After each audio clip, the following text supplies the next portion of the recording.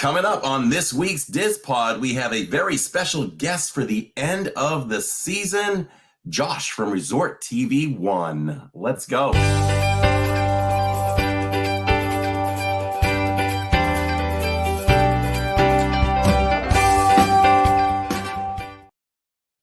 Bum, bum, bum, bum, ba-da-ba-bum. What's up, everybody? Welcome to the final podcast of 2023. Did I get that right?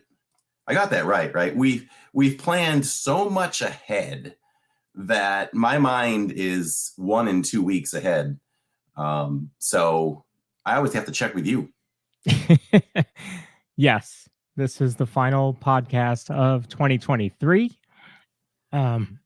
We've also decided it's going to be the season finale for season 1, and we are excited for season 2.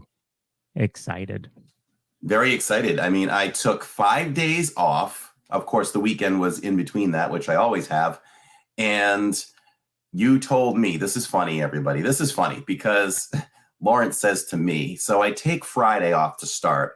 I sat in this chair and created for the channel, created a lot for the Diz Pod for 2024. The season 2 is going to kick off with a bang. And I did a lot of work on that. I sat in this chair at 9 o'clock in the morning and didn't leave the chair, minus lunch and to go to the bathroom, 10:15 p.m. Eastern time. Wow. That's dedication. Like yeah, but I have fun. I enjoy this. It's a business, but it's a hobby. It's a hobby still more than a business. Yeah. I just love doing it. Right. So when all that time is spent and then I'm like, man, I could have been doing some other things. I go, but were you having fun? Yes, I was having fun doing it. Exactly. So did that. And here's the funny thing. I didn't want to text this because I didn't want you to interpret it wrong in any way.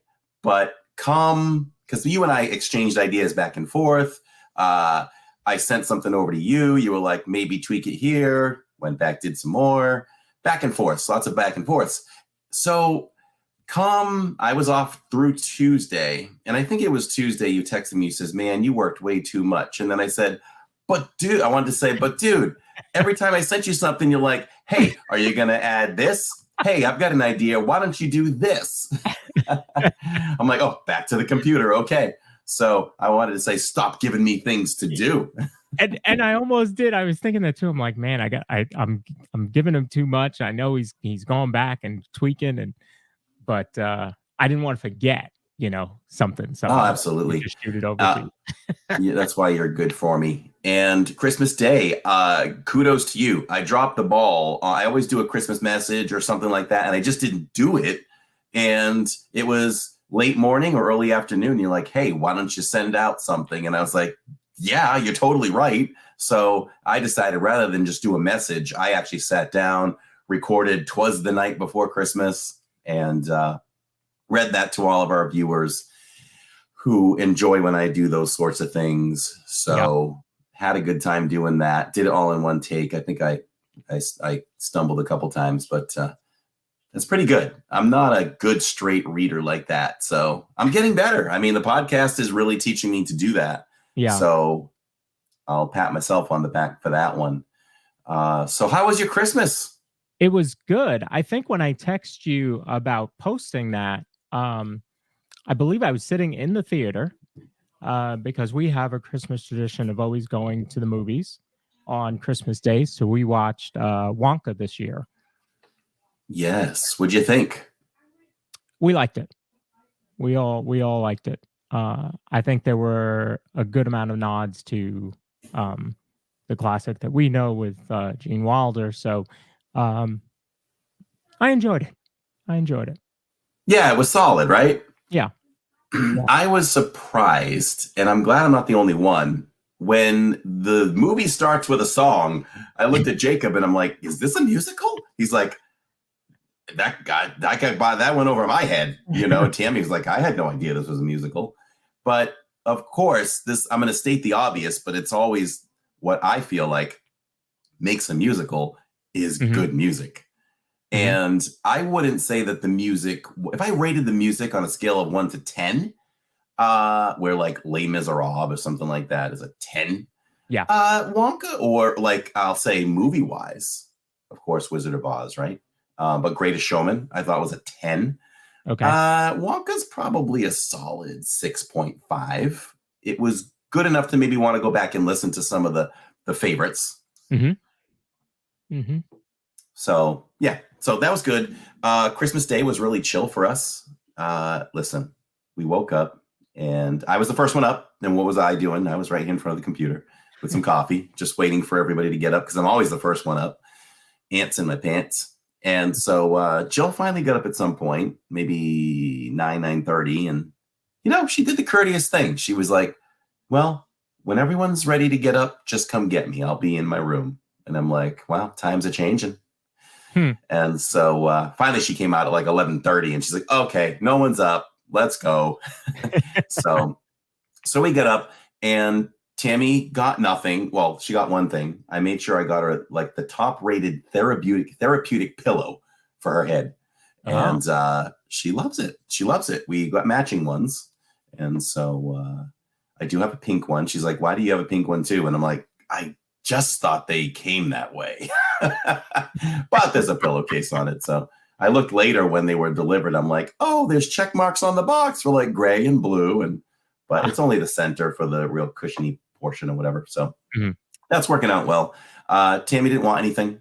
And she demands it. I do not buy anything unless she gives the go ahead because she's the girl that has everything. So I've learned a long time ago, married 21 years. That's why it's successful. So for me, I only got things because I made a list. I just made a little list and said, I'm a big kid. I want to open some things. Here you go. And then I splurged on the PSVR 2. So I delved into Resident Evil and things like that on Christmas afternoon, which was a lot of fun. And so just down one more thing about the day. So Jillian had about 22 things to open. I had about 4. And Jacob had 2 little gift cards. And it's just because he wanted to build a computer. He built a computer, so all the money was dumped into that prior to Christmas. He understands that. He's a big boy. And I was like, okay, let's sit down and watch the Jillian opening gift festival. So we did that. But great day all in all, and had a nice 5 days off and jumped right back into work yesterday. It's easy. I love my job. So, you know, it went by fast, and my 3-day work week is going by really fast, and then I'm off for 4 more. So all that stuff is accounted for. A little movie update for anybody just joining us. Thank you, everyone, for joining us. Hit the like button that's watching live. Thank you so much for coming over from ResortTV1. We're really excited tonight to have Josh over here. I know he's your guy. You may know me already from living in Diz. If you don't, welcome. I hope that you enjoy the podcast tonight. I hope that, and I see some have subscribed. Thank you so much for that. And we're hoping that, you know, maybe you find your way over to some park streams when Josh isn't live. We'd love to have you. If you enjoy the quality that Josh brings to these live streams, I feel like that, and I think he thinks that too, that we're right there with him. If you look at percentage of lag on a channel, you know, Josh may lag 5% less than me. You know, but I skew the numbers because I do things that I know are going to lag. Yeah. I just try, you know, so we can probably we'll talk to Josh about lag tonight for sure. So I've got some great questions for him from one live streamer to another. So I think they'll be kind of unique questions, maybe some questions others wouldn't think to ask him. And over here, we don't like to really structure things like it's black and white interview. We like to integrate things into a conversation. So one of those things that I'm going to try to get better with in 2024 to be a better interviewer. And I'd like for us to bring on more guests maybe in the community and things like that. So, but I do like the free flow conversation that we can have. Certainly when we had Cliff Flicks on, we'll see it tonight with Josh. We saw it with Elizabeth from NC Disneyana when we interviewed her. So free-flowing conversation certainly works better for us. But yeah, we certainly have some questions for for Josh. So tonight's going to be Sure. a fun night. It is. Do you have some for him as well? No, I figured you have plenty. I figured. But again, in the course of being a great interviewer, formulate questions from the conversation. Yeah. I always think that's a win-win. So one thing we do, and it's actually a popular thing on this podcast, is we call it Inside the Parks. We normally do that towards the end of the podcast, but since Josh is due on any time now, we are going to jump into Inside the Parks now, and then we should be ready for him, I would hope. So let's jump in right now.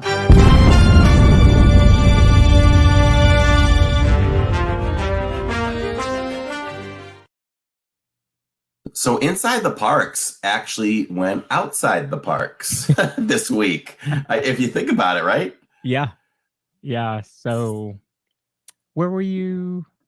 Saturday Diz, we were over at where were we? Hey, let's bring him in. Josh is here. See, Josh is ready. Bring him on in. What's up, Josh? Hello. Hey, Josh. Welcome. It is an honor and a pleasure to have you, my friend. Thank you. It's an honor to be here. Yeah. So we just dove into what our segment is called Inside the Parks. I review what we did in the parks this week and talk about some things maybe a little more in depth, like, hey, this happened and this is what was going through my mind, or that kind of thing. So I figured since you popped in, maybe we can ask you how Inside the Parks went for you. For me, I was saying we did Universal for the last time for Christmas events on Saturday. So nothing out of the ordinary. We were able to pull off the Macy's parade. We decided not to do Grinchmas. It's a little hectic with that schedule. I feel like you got to be there pretty early to comfortably do both of those, where the parade starts at 5:30. We crunched ourselves a few weeks ago by doing that. We did the parade and it was a mad dash to Grinchmas on the other side, but we did pull that off. Yeah, we didn't do much Universal at all this year. Jenna did. I didn't do hardly anything at Universal. I imagine did she cover Grinchmas as well as the parade, or? I believe she just did the parade. I'm not sure. I can't remember. Okay. Yeah. Well, but it's nice. They're not. It's not like they're close to each other, right? And you got to do that mad sprint over to the other side to get to Grinchmas. Yeah. And it's such a tease. Jacob and I were talking about this while we were in line for Rip Ride Rocket. And if you stand there, you're literally looking at islands right there, backstage, where Grinchmas lets in. And I was like, why didn't they ever make it like a Disneyland DCA kind of? Not even that. It's not even like that. It would be closer, right? Why can't you just enter islands? Yeah. But you might know this because you're more of a historian than I am. I think Universal came along a lot earlier than Islands, right? Yeah, Universal was opened around 1990, I want to say. It may have been a year or two plus or minus, but I've got pictures. We were there the year or two it opened, right around that time. And what used to be where that lagoon is now used to be a parking lot. So it's insane, the transformation. There was a giant parking lot. There was no parking garage to start. There was no city walk. And if you look at some of the historical Universal stuff, you will see there's a picture of that archway at Studios has always been there since the beginning, the big Universal Studios arch. But then just adjacent to that was a parking lot. And it's amazing to think about how much it's changed since then. So Islands was added, I believe, kind of in a parking lot area. It may have been something else, I don't know, but I'm not sure the exact lay of the land. Now, there are time periods where you can walk between Universal and Islands on a little back pathway that goes kind of behind Hard Rock Cafe there. But I know the backstage, it touches even closer. But I think a lot of that is just they keep those open for backstage access and for, maintenance trucks and team members and all that stuff. I think that's why they keep it that way. Plus the fact that they don't want to staff additional turnstiles, because if you had a gate, even if it's like pretty adjacent there, you'd have to have gates on either side to check if people had park hopping privileges and that kind of thing. So that would be, unless they just said, hey, we're going to charge one price and it gets you both parks. I'm not sure if that would be beneficial to them or not. I don't know. That's good. That's good feedback right there. Yeah. I don't know. They'd have to really jack the price up pretty significantly, I would think, to do that. But Right. it would be good for the guests to just for sure. meander in between the two, for sure. The Do you coolest like thing the that way used to be Disney? back there. Go ahead. I'm sorry. Oh no, go ahead. I was just going to say at Universal, one of the things I remember most of all was Hard Rock was on a different side. Hard Rock was over there by ET. And so Hard Rock was over there by ET. And when you walked over that direction, it wasn't a 5-0 playground over there. It was actually in that area where now they have a lot of the houses, you know, for the Halloween Horror Nights. Somewhere back there where all those warehouses were was a Hard Rock Cafe, and it was shaped like a guitar. It was really cool. And it was torn down at some point. It obviously no longer exists. But back there, we'd go to Hard Rock Cafe, and you'd have to leave the park because Hard Rock Cafe wasn't part of the park. So you leave the park, you get used to be your hand stamp, because that was how they did it back in the day. You get your hand stamped and hope you didn't wash it off. And then there was a little Psycho house back there, like from the Alfred Hitchcock Psycho. There was a Psycho house, and I think maybe even a facade of a Bates Motel. And it served no purpose other than it was just cool looking. Like there were no tours up there, nothing. They just built this replica of the Psycho house up there. So that was pretty interesting. So Josh is taking me back. I remember the guitar-shaped Hard Rock, and I'm glad you said that, because for a long time I've been trying to remember. Am I misremembering that existed? Yes, it did. Yeah. Yeah, it's one of those things. I had to look it up once too, because I was thinking, my brain tricked me into thinking Hard Rock had always been there, and I looked it up and like, no, it was in fact on the other side of the park at one point, and then they decided to kind of put it in the middle. So yeah, that parking lot, I don't remember. Streamfinder says it was large and hot. I don't remember much about it that way. I just remember that it was there, and I was probably only 10 or 11 at the time. So excuse me. I didn't realize that Universal went through so many transformations like that. I didn't get out there until, well, when I went out there, Jaws still existed, and probably existed for like another 5 or 6 years before it went to Harry Potter. Mm-hmm. So yeah, it's undergone as well, probably a bigger transformation than anything at Disney. Even Epcot, you know, has transformed so much, but you know, even Epcot has not, you know, done this full scale bulldozing, you know, that they have at Disney. Now Disneyland's undergone that huge of a transformation, because Disneyland used to be Disneyland Park in a big parking lot, and where California Adventure is, and I was there for that too. I was there. I actually rode the People Mover when I was in high school at Disneyland. The original People Mover was there. I believe we were there in '94, and that People Mover was open. I don't remember very much about it, but I just remember it was cool. So people really want that back. Do you think it ever has any chance of coming back? From what I understand, it would cost them, or almost be Disney wants to bring it back too. I believe the problem is, because it was so old, it kind of grandfathered in on some ADA disability regulations that it was grandfathered in on. Because our People Movers grandfathered in on some stuff too. There's no accessibility to that, you know, to that platform. So, you know, they if they change too much on it, they would have to really do some major overhaul. So I think the problem is, to bring it up to ADA compliance would almost be physically impossible in some of the spaces that it runs through. So I think that's what I've read and what I've heard. The other issue is the structure is crumbling in some places, so they'd have to really reinforce and redo, possibly pour some more concrete molds. I don't really know much about it, other than I just know that Disney has explored doing it. They know that it's an eyesore. You know, they know that it's like this skeleton of a thing that used to be, and it's just sitting there. So I hope they figure out a way to do it one of these days and make it accessible and make it, you know, follow all the regulations and all that. I just think that they don't want to spend as much money as it would take to make that happen. So yeah, I think ADA, you know, I think over at Astro Orbiter, there's an elevator there. So I wonder if that would solve a lot of their problems for ADA, if they could somehow get an elevator system next to the People Mover out there. Well, I think part of it is, I think there are elevators in those areas. See, now our People Mover, there's an Astro Orbiter elevator for our platform, but it doesn't have a stop on the People Mover platform. There's not even an opening. Now, could they add one in with the platform? I'm sure that they could with some engineering.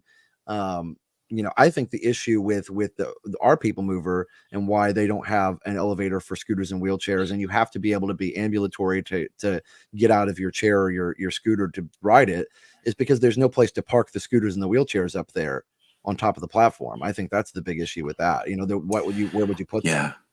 You know, and they don't have, there's not a way for cast members to keep bringing them back down. So I think it's just not a logistical possibility at this point. And I know some people, you know, who have ridden it and have been disabled and have been carried up the stairs, the platform or the ramp before. So yeah. So but anyway, where'd you go this week? What'd you do?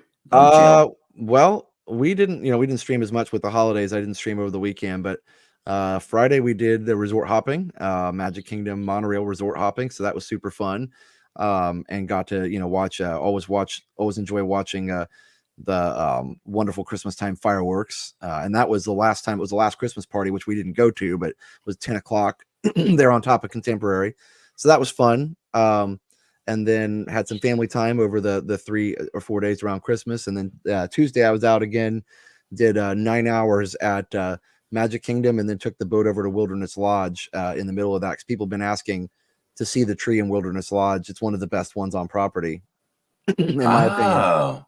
So it's huge, you know, that big lobby in there. They've also got a refreshment stand up there, which I didn't know that they had, and had some unique treats that weren't at the Grand Floridian. Excuse me. So I was really impressed with that. And the boat ride is peaceful and relaxing, of course. And the grounds of the Wilderness Lodge are just so nice to walk around. And then we went back to Magic Kingdom, fought the crowds through the fireworks, and saw the shows and everything. So it was a good night. I also did Space Mountain with my little chest mount on the you know, stream thing, which is kind of a pain, but you know, it's kind of one of those things that you have to do now. And I totally get it. There's a lot of people that would drop phones on that thing, and it's, you know, safety first, of course, but it was worth it. I asked for the front and got the front row and really got a good view of the Christmas Space Mountain overlay. It was the first time that I'd ever had the chance to do the Christmas overlay for Space Mountain, and it was fun. It was fun with the green and red lights going and whole disco thing going on. Now I screwed it up. And I figured out what I did wrong. So when I would use Streamlabs with the chest mount, I could turn the camera off, but it would still run and keep the stream going, if that makes sense. You can just, you know, it runs in the background. Runs in the background. So I was totally fine, but I didn't realize this. This was my first time on Prism, and I turned the phone off and nobody got to see the entire ride. I processed that the next day. I'm like, wait a minute. I know what I did. Yep. Yeah, you got to keep my app, our app, you have to keep it active too. You can't turn the screen off. You can't. One thing I discovered though, from over the years of streaming Space Mountain, I would have, you know, a little bit of the light from the camera. And when I could turn off the camera and sit in the front row, you can actually see where you're going to a degree. I enjoyed the ride so much better. It was so fun. You really could. Yeah.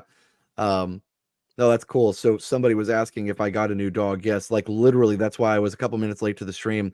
My wife literally just came in with the dog like 15 minutes before I came on. And so I wanted to let her get him settled and get him all ready to go. So Liam and Steph are out there playing with the dog right now. But yeah, he's little golden doodle, and that's a new addition to our family. So he seems like a good little guy. So we'll see. We don't have a name for him yet, so we're working on that still. But anyway, congratulations! Thank you. Yeah, what's that? First dog? Oh no. Yeah, our first dog as a couple, and my first dog as an adult just passed away last November at the age of 15, almost 16. He lived a long time. So he was, you know, he was a great member of the family, obviously, and we had him in Indiana, and he moved down here with us, you know, so he'd been with us for a long time. But so yeah, I was just reading through some of the comments here. Does anybody have a question? Yeah, how long have we been streaming? 2017 was our first stream. So yeah, 2017. It was, believe it or not, the opening night of Happily Ever After, but I didn't stream Happily Ever After because I rightfully thought that the signal might be bad up in the hub, which it was, and I was right. So that was good. But I literally just had the iPhone. You know, I literally had the iPhone at that time. I don't even think it had this many cameras on the back of it in 2017. It probably just had one. Yeah. And you know, walking around, I think it was an iPhone 6S. and walking around just with the iPhone, and that was it. And you know, I didn't know what a gimbal was or anything like that at the time. I just said, let's go live on YouTube. People might like to see that. And believe it or not, that first night we got 1,000 people watching. People thought we were the official Disney stream. And said, "Oh, you're going to be live for the fireworks?" I'm like, "No, I'm going to film that separately and post it as a separate video," which was my goal. And we did that. But I just remember, you know, the craziness of it. I think the only ride we did was People Mover, and it lagged. I remember it lagged really bad inside the Buzz Lightyear, you know, little tunnel there, because the signal wasn't nearly as good as it is now. So that was just with the YouTube app, and you know, we didn't know anything, you know, what was going on or anything like. Back in those days too, if the YouTube app, if anything happened to it, the stream was over.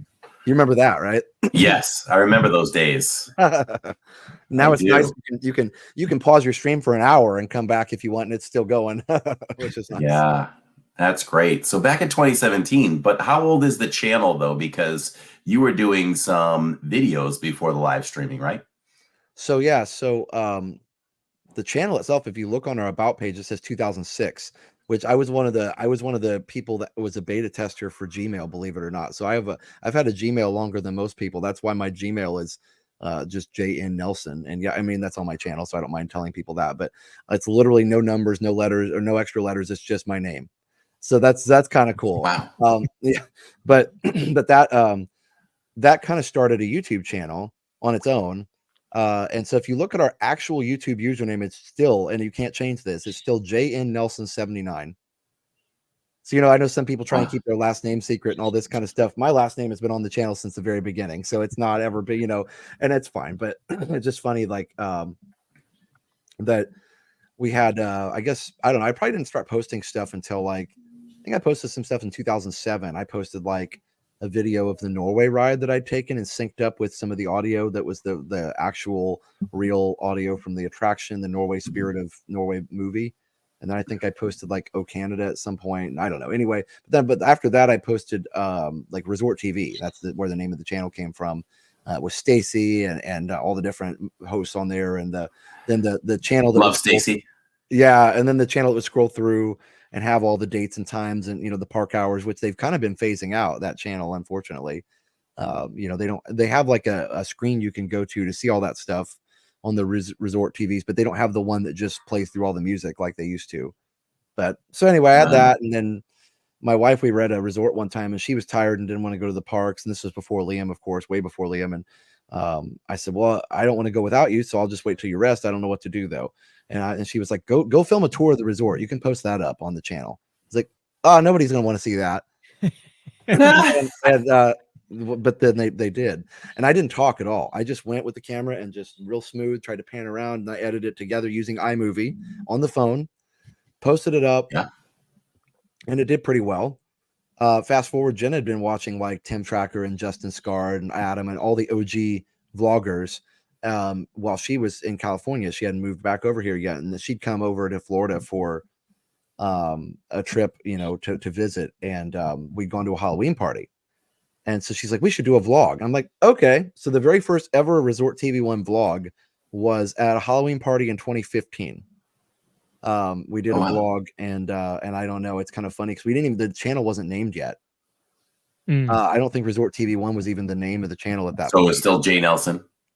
Yeah, this is from JN Nelson 79 or something. I don't know. It was, so, you know, it's just so young. I mean, when we started ResortTV1, there was no logo at first and nothing. So, and then fast forward into the live streaming, like I just saw, I'm a tech guy, so I saw like on a blog post or something, somebody made like, hey, live streaming is available for people under, it was first of all like 20,000 subscribers and more, and I was like at 4,000 at the time or something, and then it was like, well, now it was 5,000 and more. They dropped it down to 5,000 and more, and I think I was getting close and finally it hit 5,000, and was able, I thought, well, I bet people would like to do some streams. And first stream that I ever did, like I streamed for probably half an hour before I even got one person writing a message. And I actually found back on that stream where the first person commented, and even the name of the person I can't remember, but I was like so excited. I was like, we made contact, there are people watching. so yeah. Wow. Oh yeah. I read somewhere where your first video hit was Space Mountain with lights on. I did have that video. I don't know if that was the first video hit. I think the first one that actually hit, believe it or not, was an Alice in Wonderland at Disneyland, and also that Norway video. And I say hit, I mean like they hit 10,000 views or something. And that's when YouTube, this was not back in this day. I'm like, I feel like something like 1,000 years old, but back in that day, you didn't like apply for partnership or monetization. They contacted you. It was don't call us, we'll call you. And they did. And they emailed me when those videos got above 10,000. I don't know if that was the threshold, but they emailed me and said, you've got 2 videos performing really well. Would you like to monetize these videos in your channel? And I don't know, I was sitting around one afternoon. I remember mom and dad were even over, and I had the computer out and stuff. It's like, what are you doing? And I just had gotten this email, and I don't know, I'm applying for YouTube monetization. I don't know. She's like, oh, it's not going to make any money. And I was like, yeah, probably not. But, even if it makes a few dollars, whatever, and so that was the time frame. And then fast forward to after Liam was born, I took a several month hiatus with the channel to take care of Liam, of course. And, very well, new babies are definitely time consuming and a lot of challenge and wonderful all at the same time. Yes. But you need all hands on deck for that, basically. So after that, and he got kind of old enough that we could, do a little bit more. That's when the whole, we got back in and trying some vlogs and live streams again. And the goal of the channel was literally just to have a good time. And also Steph's like, if you make enough to cover your annual pass, that'll be fine. I was like, cool, we could do that. And then that way I just go to Disney and I'll have my annual pass covered and we'll be fine. And that was what happened. So, we never intended on making it a second career or a second job or whatever it is now. Yeah. Yeah. So I know how you came up with the name, but let people know who don't know. When did you you decided at some point, okay, we got to change the name of this channel. And then what led you to the naming of what it is today? Yeah, I mean, like, obviously I didn't want to tell people it was Jayton Nelson 79. I mean, it was just kind of weird, I mean, at first it was fine, but then it was like, okay, we need something a little bit better than a random Google username. So, so I started looking around and I was thinking like, well, we do Resort TV, so we'll just call it Resort TV. And I thought, okay, I don't want to use anything like copyrighted in the name or, like, Mickey Mouse or Disney or, whatever. I just was trying to avoid that. Plus I was like, well, what if we do Universal? Excuse me. I'll just Resort TV. That's just kind of generic, and it can apply to any type of resort, and that'll be great. And then I typed that in there, and they said this username's already taken. I'm like, but it's not. And so I looked it up, and there's not a channel called Resort TV.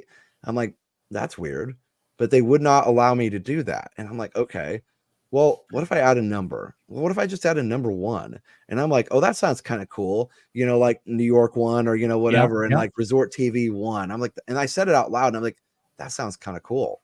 I like that, and so then I typed that in and YouTube in the little username, the channel name selector, and YouTube took it. And I was like, oh, all right, well, I guess that's the channel name now. And that was it, and so it just kind of, after that, it just kind of stuck. And Jenna liked it, and Jenna didn't join right away either. She moved down here in June of 2017, and that's when she joined. So our first together stream was at Epcot in June of 2017. And one of our first comments was from Epcot Bob, and his comment was, Epcot Bob likes Epcot. I'll never forget that. How about that, huh? Anyway.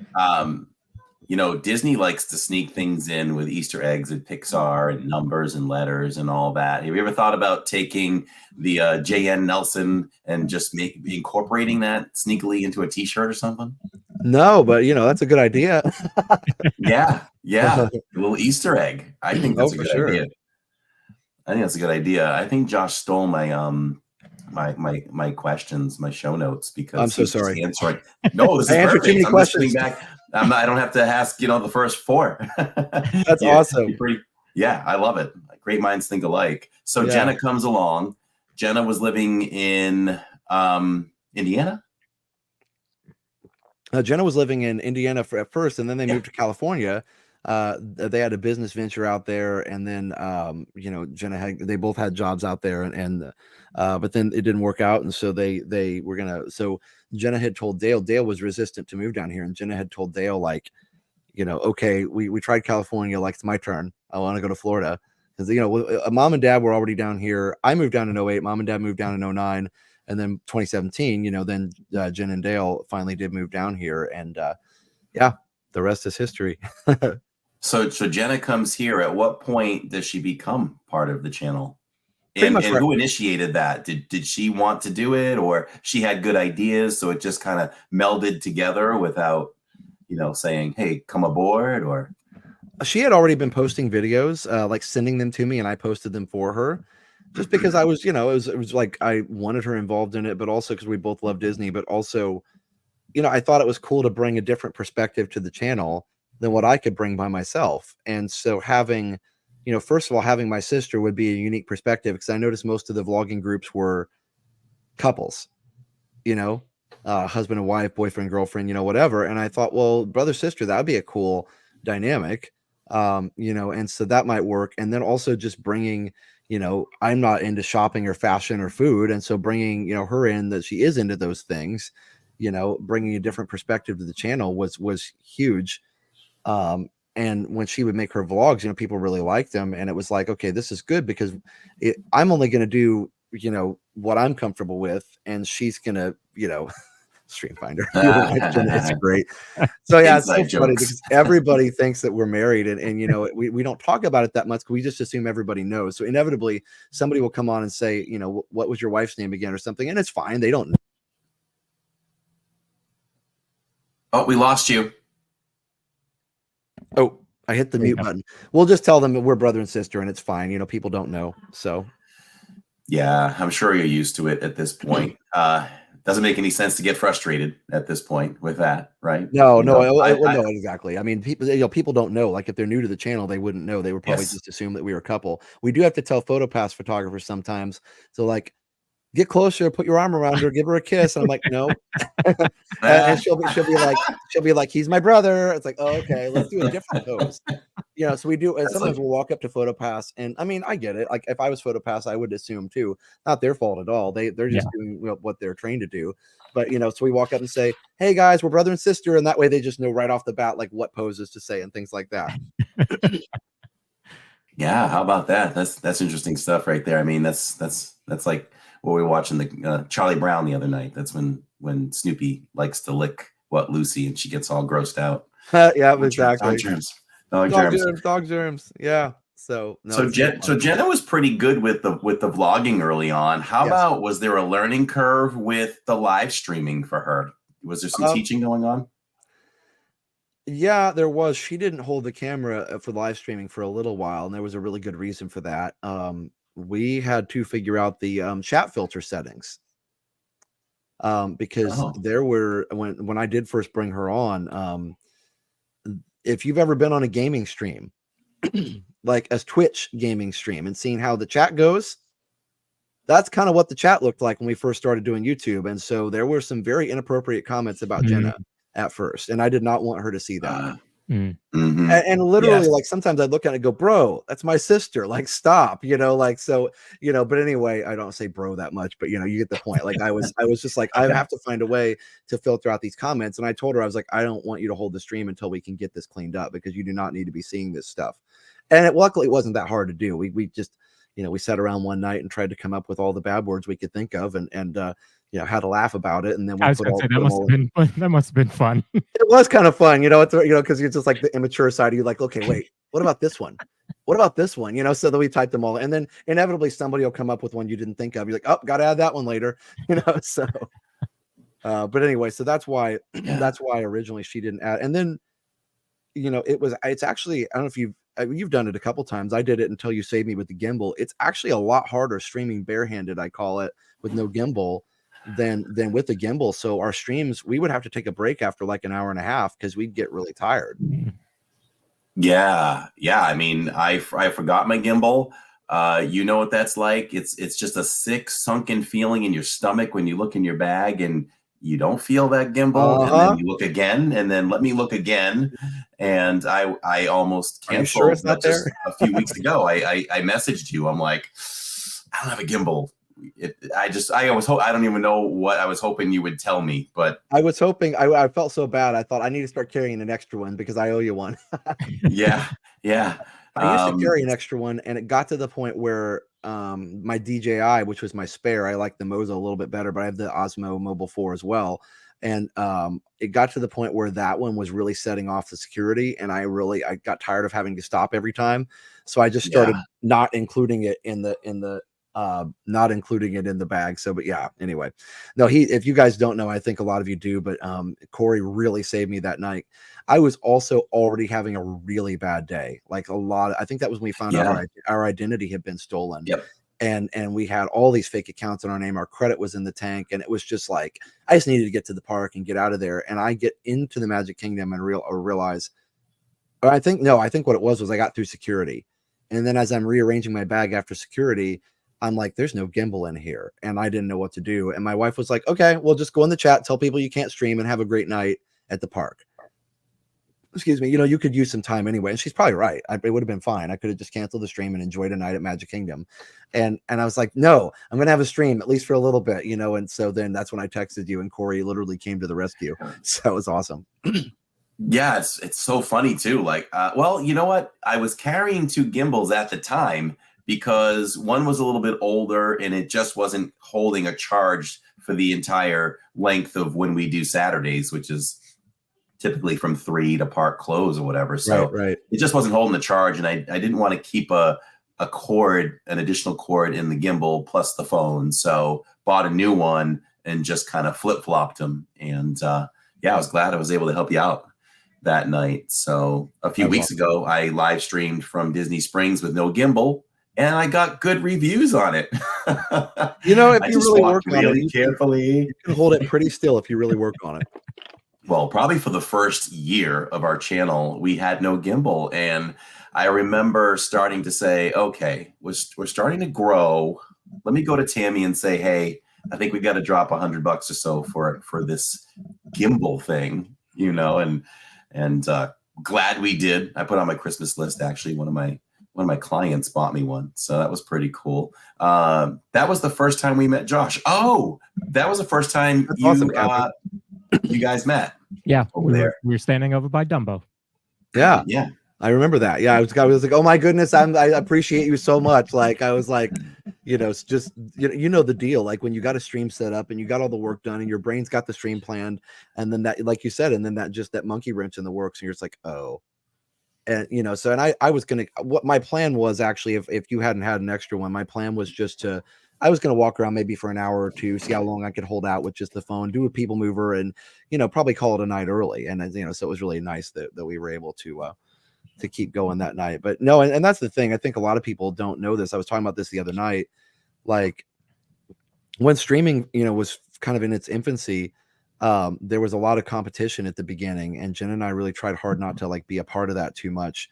And I think now a lot of those elements are kind of gone from the streaming family. And so it's really cool, just talking to all the different streamers, and people like, oh, you guys are friends. And I'm like, yeah. And I'm like, I think the thing people have to realize is, when you have a community that's successful, like our whole community, is collaboration, not competition, and I think that's the way to do it, so everybody grows that way. And there's sharing of resources and equipment and tips and all that kind of stuff, and it works. And so I think that's my favorite part, is you're not going to see a lot of that probably on other communities, or maybe gaming channels or whatever. Probably not going to be, I mean, there's some collab, but I would imagine it's a lot more competitive. So I'm glad that we have the camaraderie we have in our community. Why do you think that it's gone? Why has that gone away? Is it because people have collaborated, or those in the beginning that were more competitive have gone away? I think the competitive, some of the most competitive people have gone away because they burned themselves out, realizing that you can't do that, because you're not gonna, I don't know. And I use this word with quotes because it's really not, you're not going to win every time, because there's no winning. It's just do a good job, right? And have a good community. So, I think with that being said, the thing for Jen and I know, Corey's been at it for very, almost very close to as long, so when did you guys start? We started in we're 5.5 years old. So was it 18 or 19? 2018, right?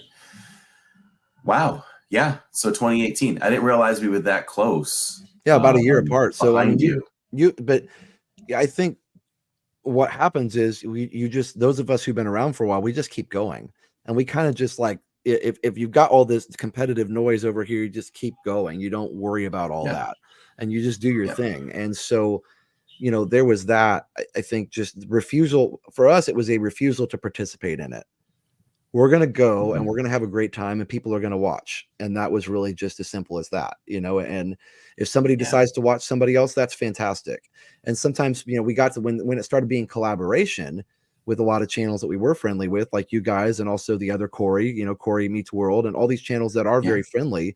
You know, then this is early on when it was just a couple of us, you know, you guys, Corey Meets World, and a couple others. And it was, you know, and again, then it was like, oh, I'm watching you guys on 2 screens. Fantastic. That's awesome. That's the way to do it, you know?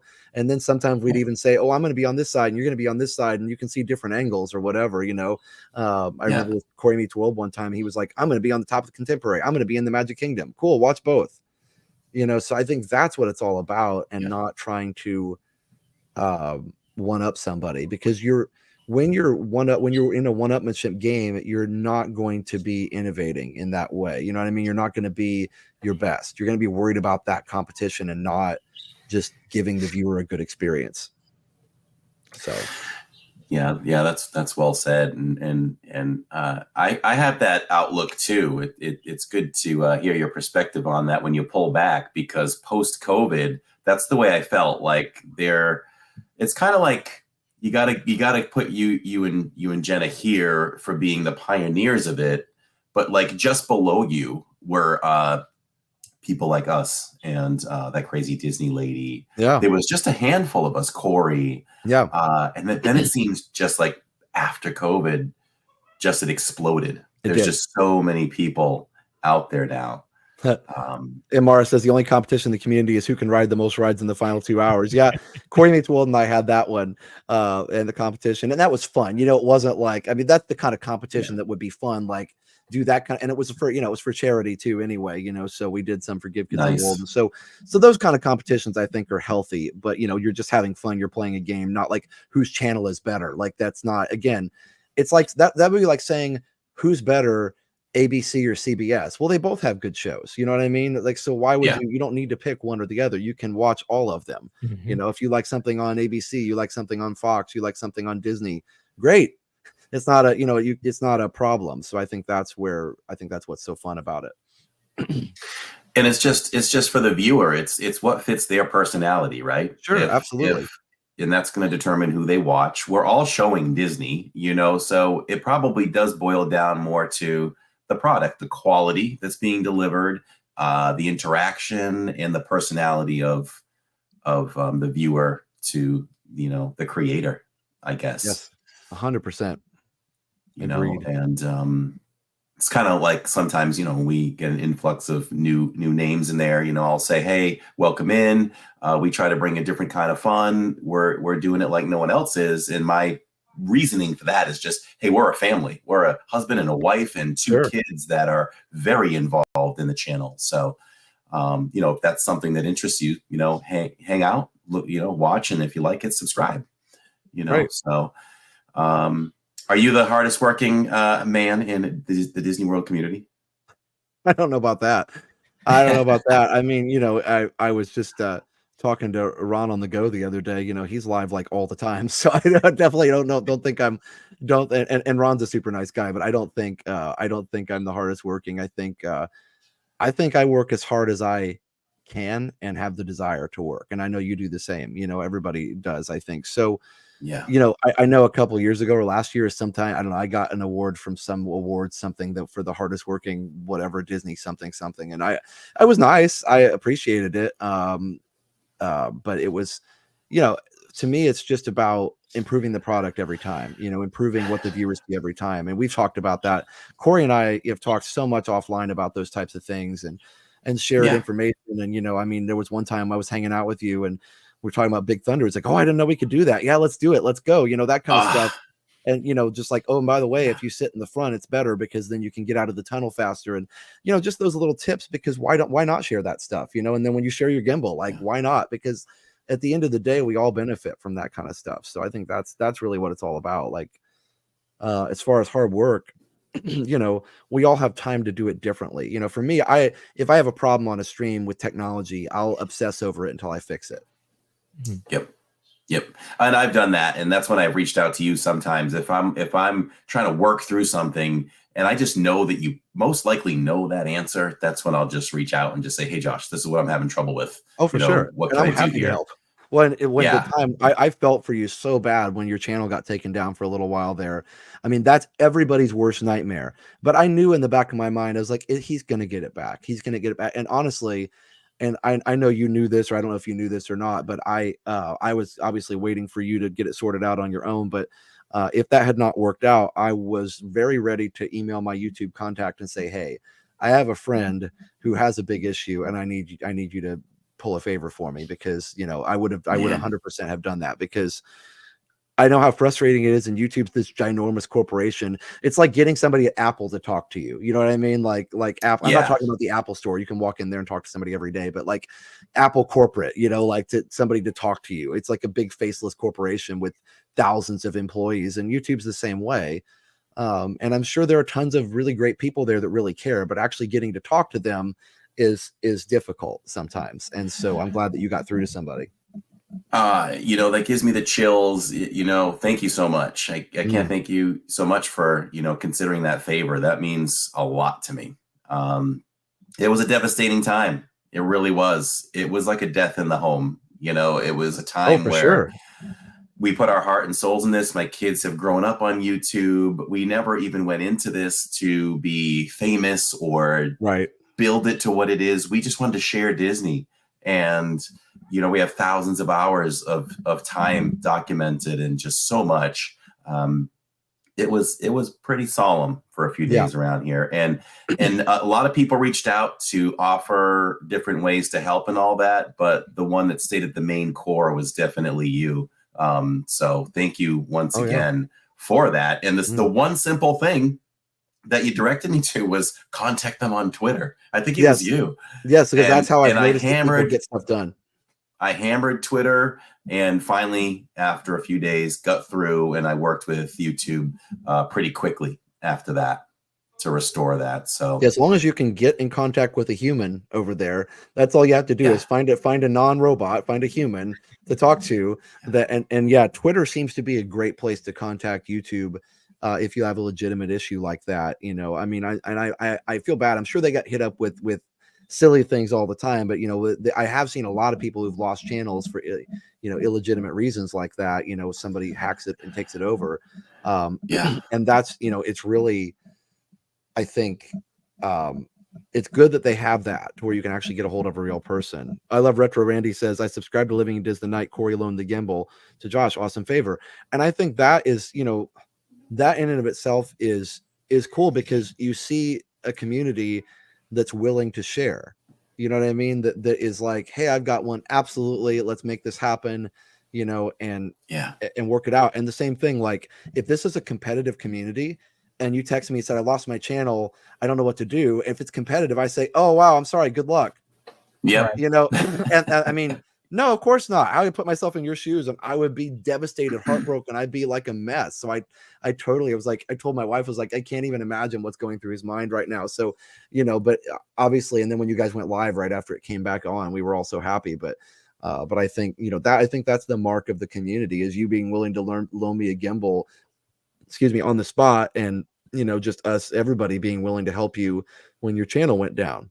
You know, I think that's what this community is about, is stepping up and helping people, you know. And if anything else, you know, happened in somebody's life in the community, I know people would step up, you know, and help out. It's just what it is about. So, so anyway, it would be nice if we could do some kind of get together. You know, I've thought of that over the last couple of years. Just, I don't know, have a gathering, you know, the vloggers, the live streamers. It'd be cool to mingle and kind of have a cocktail hour kind of thing. 100%. If we could ever get something like that done.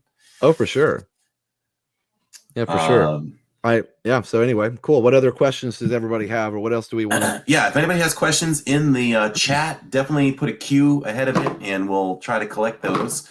And so how about structure? You know, I know you and I are so much alike in so many ways with our channels. Structure wise, like how far ahead do you know what you're going to do? Like I literally sit down and plan. I plan a month, but things do change. Sure, but I sure. do look at things. My little formula is like, okay, if I'm out at Epcot on Tuesday, I've been trying to make Wednesdays my staple Magic Kingdom night. Sure. And then Saturday, I've got to factor in the family in what they want to do. It doesn't really matter as much as what I did prior to during the week. But so if I did an Epcot on Tuesday, Magic on Wednesday, I'm most likely doing Hollywood on Saturday. I almost try to do them in sequence, but Animal Kingdom's more of like, you know, maybe every 6-7 weeks or something like that. We're working some Universal. We're the same. We're so seldom on Animal Kingdom. It's just, I don't know why. So I'll start with you. Like, why do you feel like you maybe don't go to Animal Kingdom as often as the other parks? Yeah. We don't, because I'm just going to say it. Like, we just love the other three so much. That's probably the top factor there. Being mindful of the channel. I know it's going to pull the least amount of viewers as well. And then the other thing is the time. You've got, for us as a family, going out on a Saturday, number one, I'm not going to do it during the week because I'd have no time. Starting a stream at 6:30 after work, it doesn't make sense to go and do that. Let's go for a half an hour. Yeah, yay. So that's out. So when it comes to Saturdays, if it's just the family, they're rotating between Epcot and Hollywood and Magic, and then they might want to go do Hollywood again. Animal Kingdom is just not our favorite, but so it's those two factors and just the time it closes. So we have to plan something else. So normally if we do a Saturday there, we know we're going to like, hey, that'll be a Disney Springs Part 2 kind of thing. Sure. And we'll jump over and do that. So, and that works. We've done that too. We've done Part 2s. We've done like Animal Kingdom going over to the lodge, or Animal Kingdom going to Disney Springs, or yeah. As far as why we don't go as much, it's the same. Like I usually have to stream in the evenings. Jenna, YouTube is her primary, job. And so she used to work retail before the pandemic, and then during COVID, of course, the retail's closed, and she just decided to keep with YouTube, which was fine. So for me, just like you, like I get off school, I bring Liam home, and I'm mindful, and I know you are too, about how much time I spend with my kids. And so I don't bring Liam on the streams because he's young and I want to just enjoy the park with him. Now your kids are old enough, they do great on the stream, but and Liam will get there eventually. He'll get to be that age. But at the same time, for me, I don't want to spend just an hour at Animal Kingdom. And then, when I go, I don't find that it's different on the numbers that much. Believe it or not, the park that pulls in the least numbers for me a lot of times is Hollywood Studios, which I love studios. So, but the park, for some reason, we do studios. A lot of times the numbers are lower, but as we go on, I don't notice big differences in viewers unless it's it's a special event. Early on, we did, but it was a Christmas party. A party's going to get more views every time for every channel. That kind of special events get more views. But as far as like just going to a park, unless it's Universal, gets less, of course, from everybody. Yes. Yeah. And SeaWorld gets less, but. Have you guys gone live at SeaWorld? I think you have. So it's something that I've wanted to ask you because I've been asked to go. I feel like, and it might have just been from watching Corey a few years ago, how is the signal there? It's not fantastic. I actually had to kind of jump back and forth between Wi-Fi and cellular, which, as you know, is not a lot of fun. So that's an issue. Now at the time I did it a couple times, I had T-Mobile, and now we have both at T-Mobile and AT&T. And I find that I still have to use both to make it work. Cause like lately in Magic Kingdom, AT&T has been a little spotty. So I've been using T-Mobile more. So, it's so weird. It's as you know, Corey, it changes from day to day. Like there's certain areas that always lag. Of course we all know that, but like, there's also certain times when it's like, all of a sudden AT&T doesn't work anymore in Tomorrowland. And it's like, how did that happen? Yes. And that was very recently. Opened up the stream, getting everybody excited. I hit Tomorrowland. I look down at my signal and I'm like, my God, we're dead. We're dead. you know, and yeah, so that's happening in Tomorrowland again, here and there. So It is. So hopefully that'll get fixed.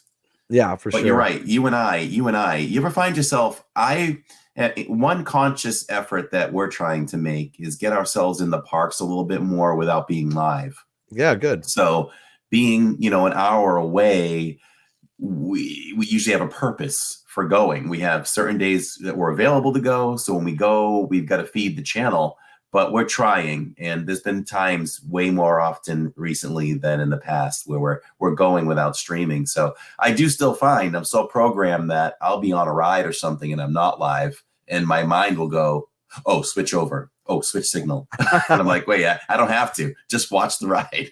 You know, there's been times actually where, yeah, it's like that live streamer kind of habit, you know, where what was it? I'll even if I like go to BRB so I can go to the bathroom, and I'll go to BRB, and I noticed one day I'd already gone to BRB, the stream was already off, and I'm putting the gimbal in my backpack so I can go into the restroom. And as I'm putting it in there, I'm announcing what I'm doing. All right, I'm going to put the gimbal in the backpack now. All right, I'm going to zip up the bag. All right, I'll be right back. And I realized, I'm like, I'm not talking to anybody right now. And I still thought I was on the stream, you know, like there's nobody listening to me right now. You know, so you get kind of in that habit. Yeah, we had an inside joke on the channel for a while because I didn't have a BRB screen yet. And I went in and I put the gimbal on the baby changing table and let everybody just look at the tiles. So that was an ongoing joke for a while. But I have a BRB screen now, and I used it recently. And I came back and we picked up a few subscribers on the BRB screen. Nice. Like, okay, all right, that's pretty cool.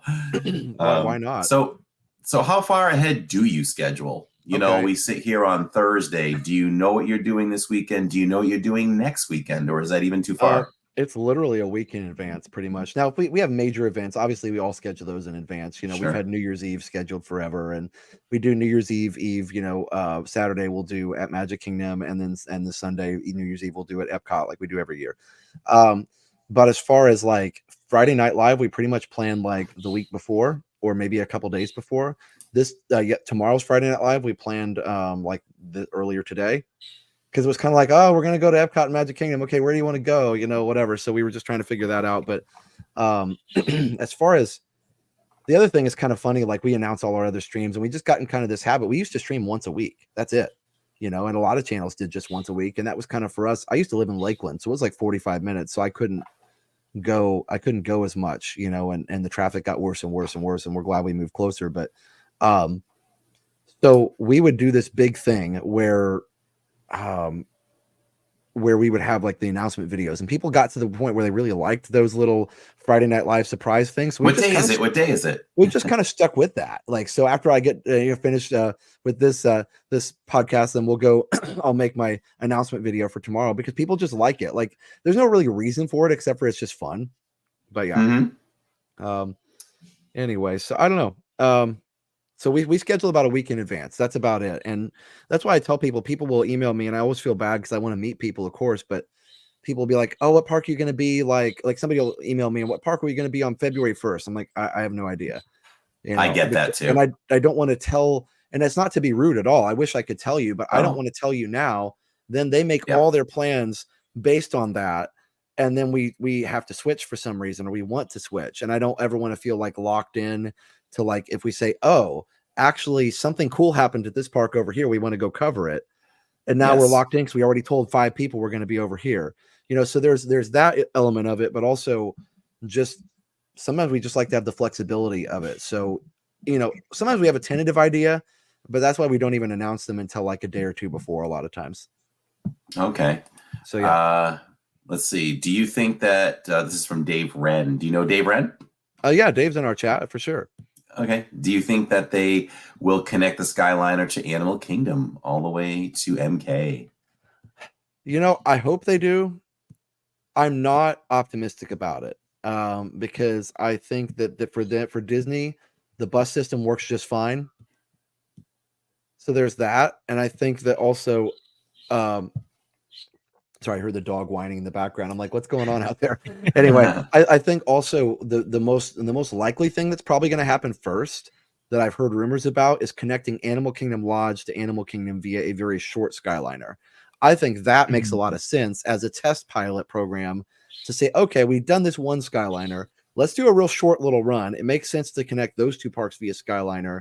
You're going to save on some buses because they're running buses like half a mile or something, whatever the distance is, maybe a mile at the most. And so if you straight shotted it between those parks, I'm sure they could find a route there that was pretty short and even probably a straight shot from one to the other.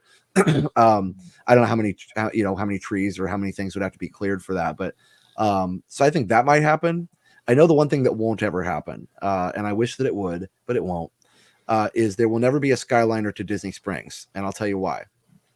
They don't want people parking at Disney Springs and taking a Skyliner to the parks and saving the $30 on parking. Because people would totally do that. Lots of people, if there was a convenient way to get to the park, but right now, that's why there's no bus from Disney Springs to the parks. A lot of people would love that. And I always used to say that too. And then it wasn't my even thought, but somebody even told me, no, Disney doesn't do that because of this. There's times when I've been at a park, especially when you're on vacation, you're on vacation, you're like, okay, I'm done with the parks. I want to go to Disney Springs tonight. And you're like, okay, but I got to go all the way back to my resort and then to Disney Springs.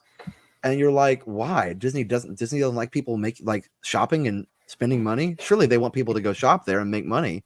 And it's like, no, it's not about that. They're trying to keep people. So if you want to go to Disney Springs, if you wanted to park there, you still could do it. You could park at Disney Springs and take a bus to a resort and take a bus to the park. But that's a lot of work. And that's going to take you over an hour.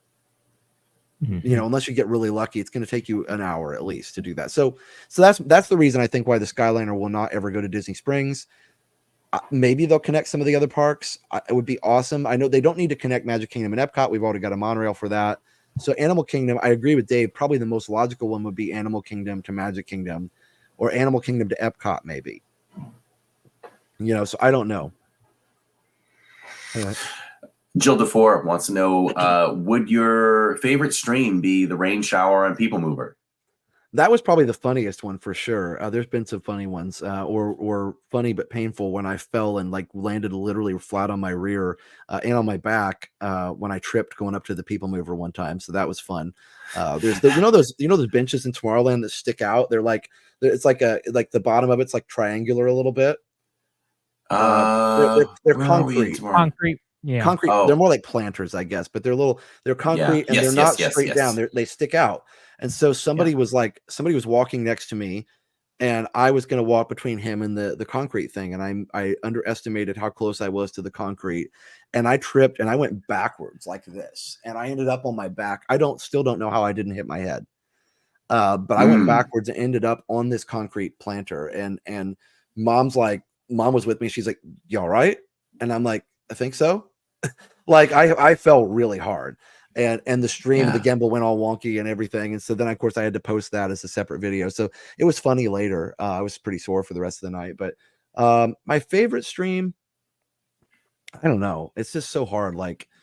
There's been some amazing moments happen. And I think probably some of my favorite ones are just when something amazing happens that you never would have expected. Meeting people that we've wanted to meet for a long time. Meeting Mike Wheeler for the first time was pretty cool. That was a neat experience in person, and he's been on the stream recently a couple times too. He's such a neat guy. But it's just so hard to remember all the different moments. There are moments when it was funny, where we said something silly at the end. Jenna was trying to say one time we stopped the stream right in the middle when we were trying to pause. Our old app had the stop and pause buttons right next to each other. You'd hit the little button and then it would give you three options: cancel, stop, or pause. And if you hit stop, the stream's over. So we made sure on our new app that the stop button for the stream is located deep inside a menu that you can't accidentally get to. And I told him, because he had it originally right on that button. And I was like, he's like, I figured that'd be convenient. And amazing. I said, we don't want it to be convenient. We want it to be inconvenient. Yes. And I told him why. He goes, oh, that makes perfect sense. Okay. But anyway, so after that, we ended the stream and we're up on the Contemporary. And Jenna, we were saying, she was going to say, okay, we've had so much fun, guys. And instead of saying that, she goes, all right, guys, we've had so much trouble. and she stopped and we just laughed for 5 minutes because it was literally the way she said it was just so funny. So anyway, over the years being brother and sister, have you ever had maybe a disagreement where you needed to just kind of mute and take care of business for a minute and then get back to business? recently we had a disagreement on the stream, and it was just being hot and tired. We did an all-day stream, I don't know, over the summer at some point. And you know, this is where the whole Josh is a jerk reputation gets going on, because I can be a jerk. I'm fully aware of that. Like, I'm not perfect at all. I mean, we all, and I think the other thing is we all can be jerks, but when you're live for 9 hours, 12 hours at a time, your jerk is going to come out every once in a while. It just is. And I'm aware of this too, but I can be very like just forward about things. Like, I just say what I think pretty quickly, and I get impatient and I want to get on with it. So, you know, I can't remember what it was. Like, literally, mom was behind us. I want to make sure she was still with us, and something happened, and I don't even remember what the disagreement was. But I felt like she was snippy with me, and then I said, "Don't get snippy with me," and you know, whatever. And finally, I can't even remember the whole thing, but finally we just parted ways for a little bit. And she just handed me the stream. She just handed me the stream, and she went off, and I went off, and we apologized later, and it's fine. But you know, some people were really hard on me, like, Josh, that was really rude. You didn't apologize to her right now. I was like, okay, well, that doesn't help when you're already upset, right? So I'm already upset, and I'm trying to move on with the stream. We're supposed to be live all day, and it's like, well, okay, I guess we just keep going. And so, you know, the bottom line is, we got to just apologize and move on. And most of the people in the chat were like, oh, I totally understand. If I was live with my brother, we'd be fighting way worse than that, way more often, you know? So a lot of people kind of empathize, like, yeah, you guys are a brother and sister. You really don't argue that much for being live as much as you are. And so it ended up being okay. I met her later, and, you know, I don't know, maybe 5 minutes later, it wasn't that long. And we apologized. We rode a ride and kind of awkwardly, and then apologized later. And it was fine. You know, but as far as muting it, not usually. Every once in a while, we've had to mute it to talk about it. Usually when we mute it, it's like something we just can't say on the stream. You know, like, oh, we want to do this, or we can't say this on the stream, or, you know, whatever. So, yeah. Anyway, so, yeah, that's basically. I've been down that road before. It's a family of four, apologize. You know. Oh, yeah. It's a dad dealing with teenagers and things like that, you know. And there's times where I thought I muted and I didn't. And, you know, the community does support you, though. You know, I did let a swear word come out one time live while waiting in line for PhilharMagic when trying to scold one of the children.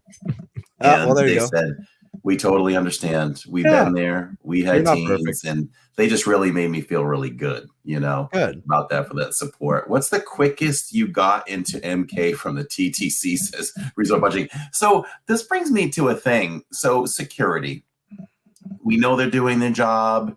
They're keeping us safe. 1,000% kudos to security. But do you ever get frustrated a little bit? I'll admit that I do, but it's just my nature. Like, I like things to go consistent, and I like them to go right. And when things are not consistent, just the frustration in me comes out. So I know the content's in my bag. I'm there 2 to 3 times a week. I hold everything out that's supposed to be visible. And you come through and you beep and you show them, I told you this bag was going to go off. It's clear it has a battery, has a wire, and they don't even look at you, and they just go, you got to go over there. Well, right. No, it's so I don't get frustrated just because. Yes, I mean, I do a little bit, I guess, but I try really, really hard to just be like, okay, it's for our safety, and we're just going to go with it. And so I don't ever go through on the stream. I'm always in BRB. And Same. So it was probably more nerve-wracking when we just had to pause it, and, you know, we didn't have the BRB, and people were just like waiting, and I'm like, oh no, we're losing viewers. And if I ever did get beeped, I'm like, okay, now we're going to lose a ton of people. But I thought, okay. But that's the people who really want to be there are going to come back. And the alternative is I don't get to go in the park. So like grow up and just let it happen. So that's what I say to myself, like not to anybody else. And so I have the same consistency thing. I'll hold the same things out, and my backpack will go off for some reason. And I can see it on the little, if you look at the screen, you can see where it hits. And I'm like, okay, whatever. And so I just go through and I'll be like, just check it, and they'll check it. Yeah. And it'll be fine. and then But you're on your way. yeah, as far as getting into Magic Kingdom, I've gotten, I don't know if I've ever timed it, but I believe I've gotten in within like 10 minutes before, from the parking lot to the, all the way into the park. If you catch it just right, if you go straight through security, no stop, and you walk onto a monorail that's already sitting there and the monorail doesn't stop, you can get in about 10 minutes if you really plan it right. I never timed it, so I don't know what the time was, but I know I've done it really fast before. The lagoon is nice, and I do like taking the boat, but I'm all for filling that in for a parking lot just so we could get really close. Yeah, I don't know. Social Blade's in here. Hello. Hey, Social Blade. What's up, Social Blade? Good to see you in the parks a couple weeks back. That Jonah is so cute. Oh, yeah. Yeah, they just had a recent baby, like what, 16 months? Is he 16 months now? Really cute.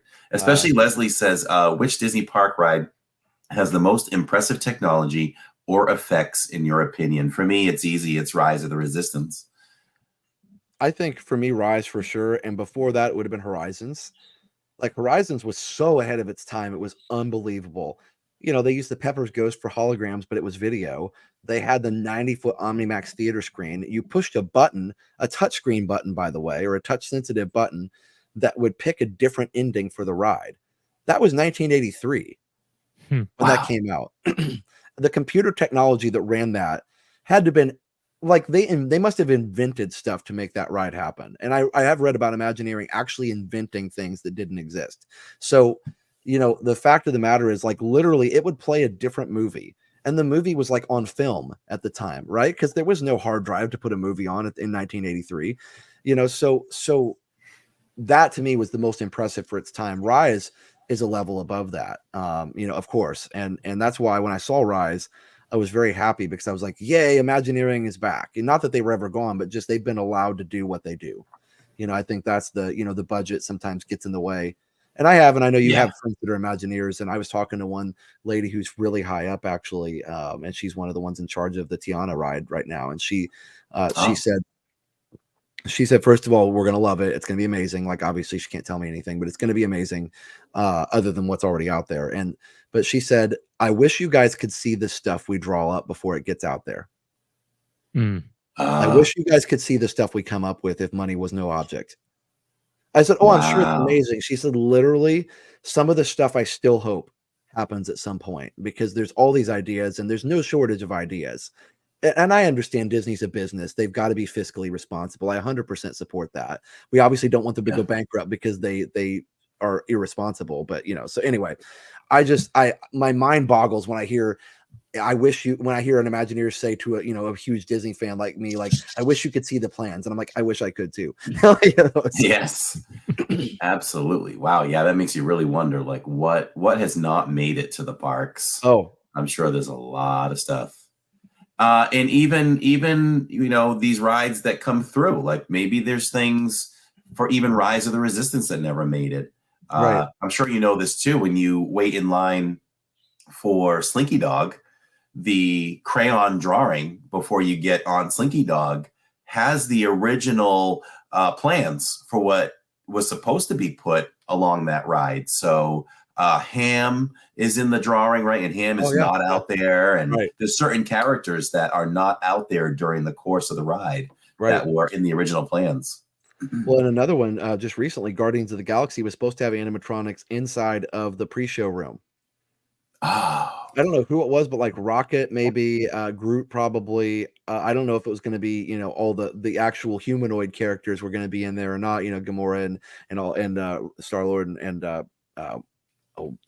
big guy. I can't think. Nebula. No, the one who's always hungry, the cake toast guy. What is his name? I love him. Oh my gosh! Before I can think I'm of blanking now too. But anyway, somebody figure it out. If I hadn't asked you, you would have known. Yeah, but somebody's gonna post it in the chat, and we're gonna know in about 3 seconds. Yeah. Leo Epcot fan says, "What goes through your mind knowing people around the world are watching your streams?"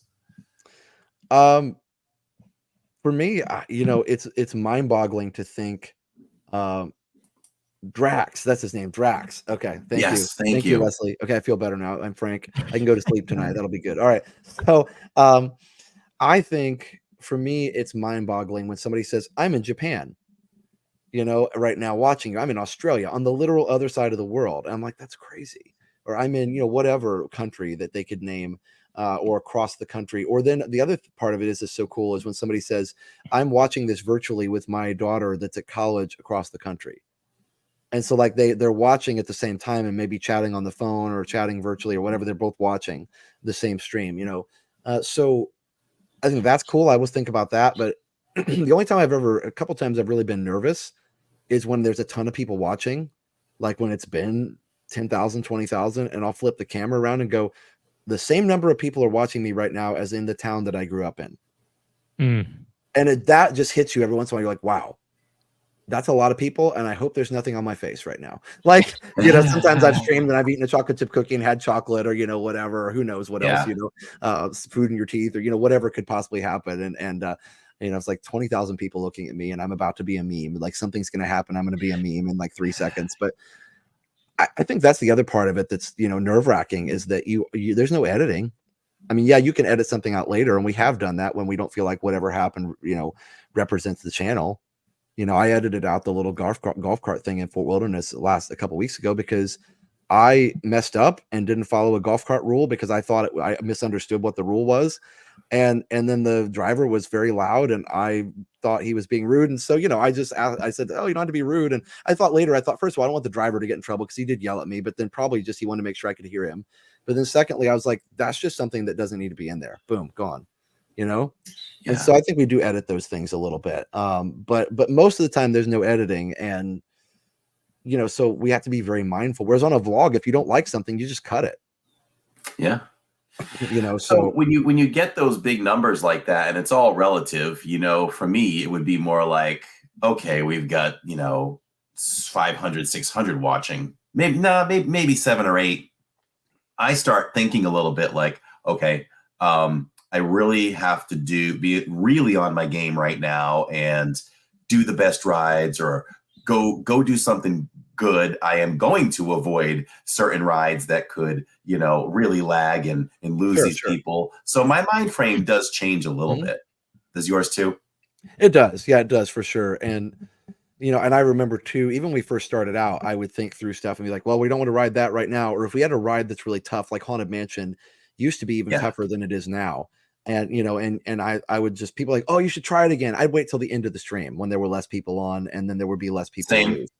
You know, so, and people understood that. I'm like, hey, if you want to stick around, I'll try it at the end. And if we lose everybody, well, you know, it'll be almost, it'll be fine. So but I think we do change what we do, you know, a little bit based on how many people are watching. There was one time where there was a ton of people watching on New Year's Eve and people wanted to go see the DJ. And I was in that mode where I had just been jostled by crowds enough and I needed a break from that. And we had a frozen fast pass, or I don't know, I think it was actually a fast pass, like at the time or whatever it was several years ago. And I just was like, I need to go ride Frozen. And a lot of people in the chat were very angry, like not regulars, like viewers that weren't normally there. The regulars were fine, but people that were like new to the channel and that were watching and they're like, why aren't you going to see the DJ? There's hardly ever a DJ there once a year, blah, blah, blah. And I tried to explain to people, like, I just need a break from the crowd for a minute. I just need to not be bumped around for a minute. And people, when I said that, people were like, oh, okay, I get that. So I do think, you know, in a normal day, I would have said, yeah, sure, we're going to keep more people watching if I watch the DJ. But in that moment, I just needed something different, you know, so I don't know. Is the channel running 100% to your satisfaction? I'm guessing the answer is no. And what would you like to fix then? Because I have a laundry list of things that the channel does not run to my liking 100% because there's so much I want to give. And even now with some of Lawrence's help behind the scenes, he knows it's still not running to 100%. And I guess if you felt like it was, then maybe, I don't even know, it's time to get out or something. Don't ever be that comfortable. Right. I agree with that. I think obviously, no, it's not 100% of where there's a lot of milestones and not even milestones. I'm not even talking about numbers. There's a lot of milestones that we've reached that I'm happy about, but not satisfied. Right. So yes, like we wanted to have our own app and we've been able to do that. And it works now and it works really well. So that's something that I've finally gotten past. There's only a couple things we want it to do that it still doesn't do yet. And we're working on it. But like, as far as I think part of it was, you know, really the live streaming part of it, is going pretty well overall. There's still things I want to improve on, and I watch our streams back, and I'm very critical of myself. So things that I could do better, or things that we could be more interesting, or more, whatever, more engaging somehow. But also, I think that live streaming is not going to be, probably as far as like improving stuff, won't be, I don't think, the biggest in 2024. The biggest focus moving forward, I want to get back into doing some regular edited videos a little bit more.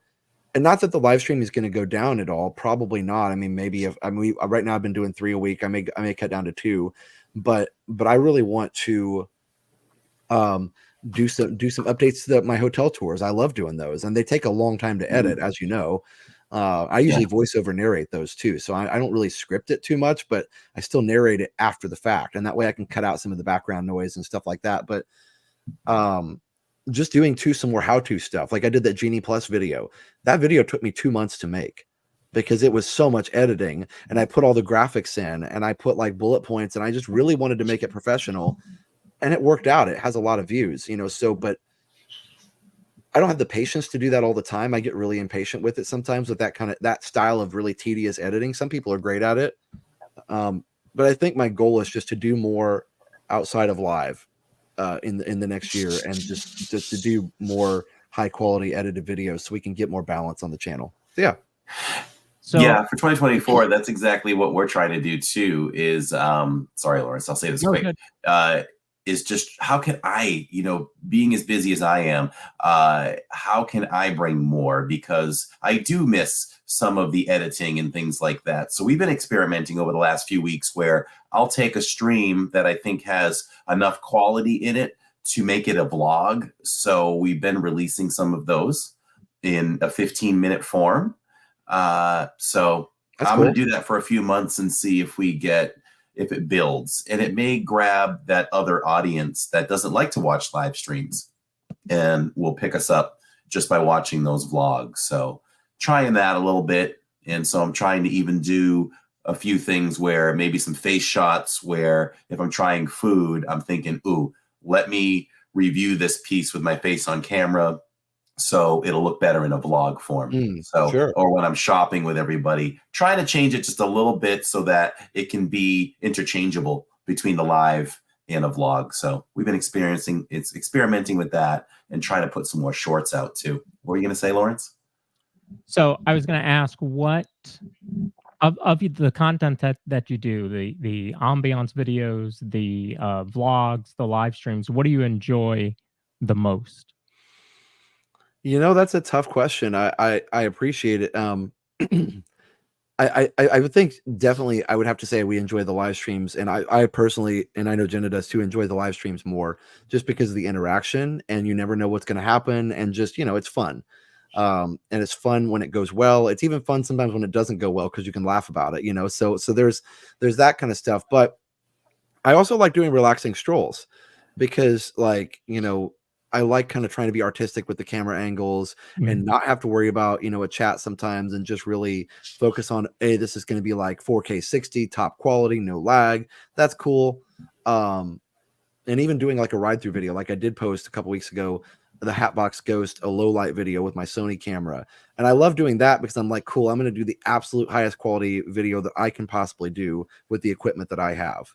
And I know, you could get a more expensive camera and do even better, but with what I have, I want to do the best video that I could do. So I think, to answer your question, live, but I also there's elements of the other stuff that I like too.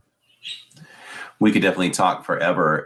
Maybe bust through just a few more questions and then take a quick sponsor break. And then would you have just a few more minutes to do a couple of Love Like Leave? It's a game that we play now and then. Ask you a couple of quick questions, and then and then we can let you go. Don't want to tie you up too long.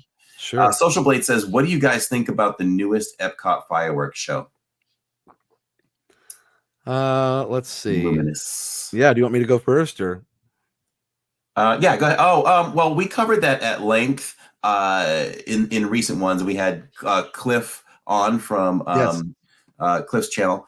And he really broke it down. He shed a lot of light on it, and he had watched it like 6 times and started to get a feel of what it's really about. It's a really heavy, deep show. So it makes me appreciate it more. And I still think it needs, you and I talked the night we saw it afterwards. I still think it has growing for me. It has to still grow on me more, but I'm more accepting of it because of the message. I'm just afraid, and this is not to dumb down the guests of Walt Disney World, because I was right there with you before Cliff explained it to me. It was going over my head too. I'm just afraid they may have gone so deep. It's just going to go over so many guests' heads that I wouldn't be surprised if it's considered a flop. What do you think? Okay, so excuse me. I'm not the toughest critic a lot of times on shows. I do enjoy a lot of them. I was actually a pretty big critic of Illumination's Reflections of Earth after it'd been there for 20 years. I was like ready to move on. And I'm in the minority on that, and I'm okay with that. I've been very vocal about it. I didn't hate it. Not a big Illuminist. I mean, not a big fan of Illuminations. It was funny because you could tell how it played on a live stream to people who didn't know the show.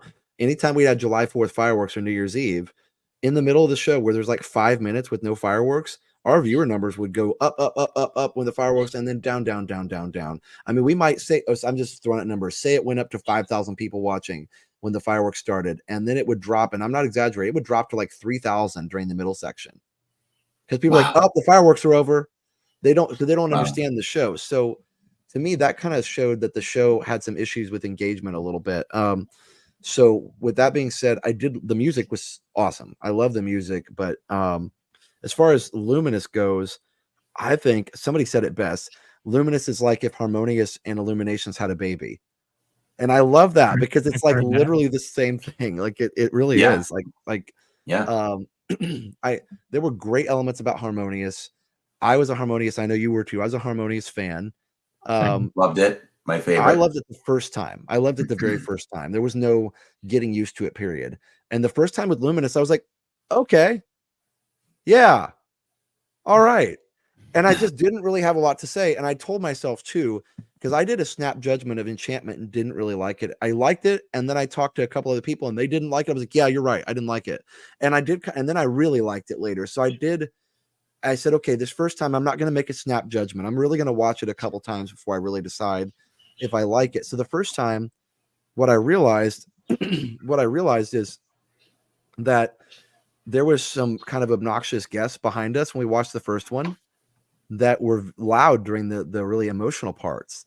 And it took my focus away from really enjoying this. So the second time, we were in a very quiet place and I got to really dive in and feel it. And I really enjoyed it more the second time and also understood it more.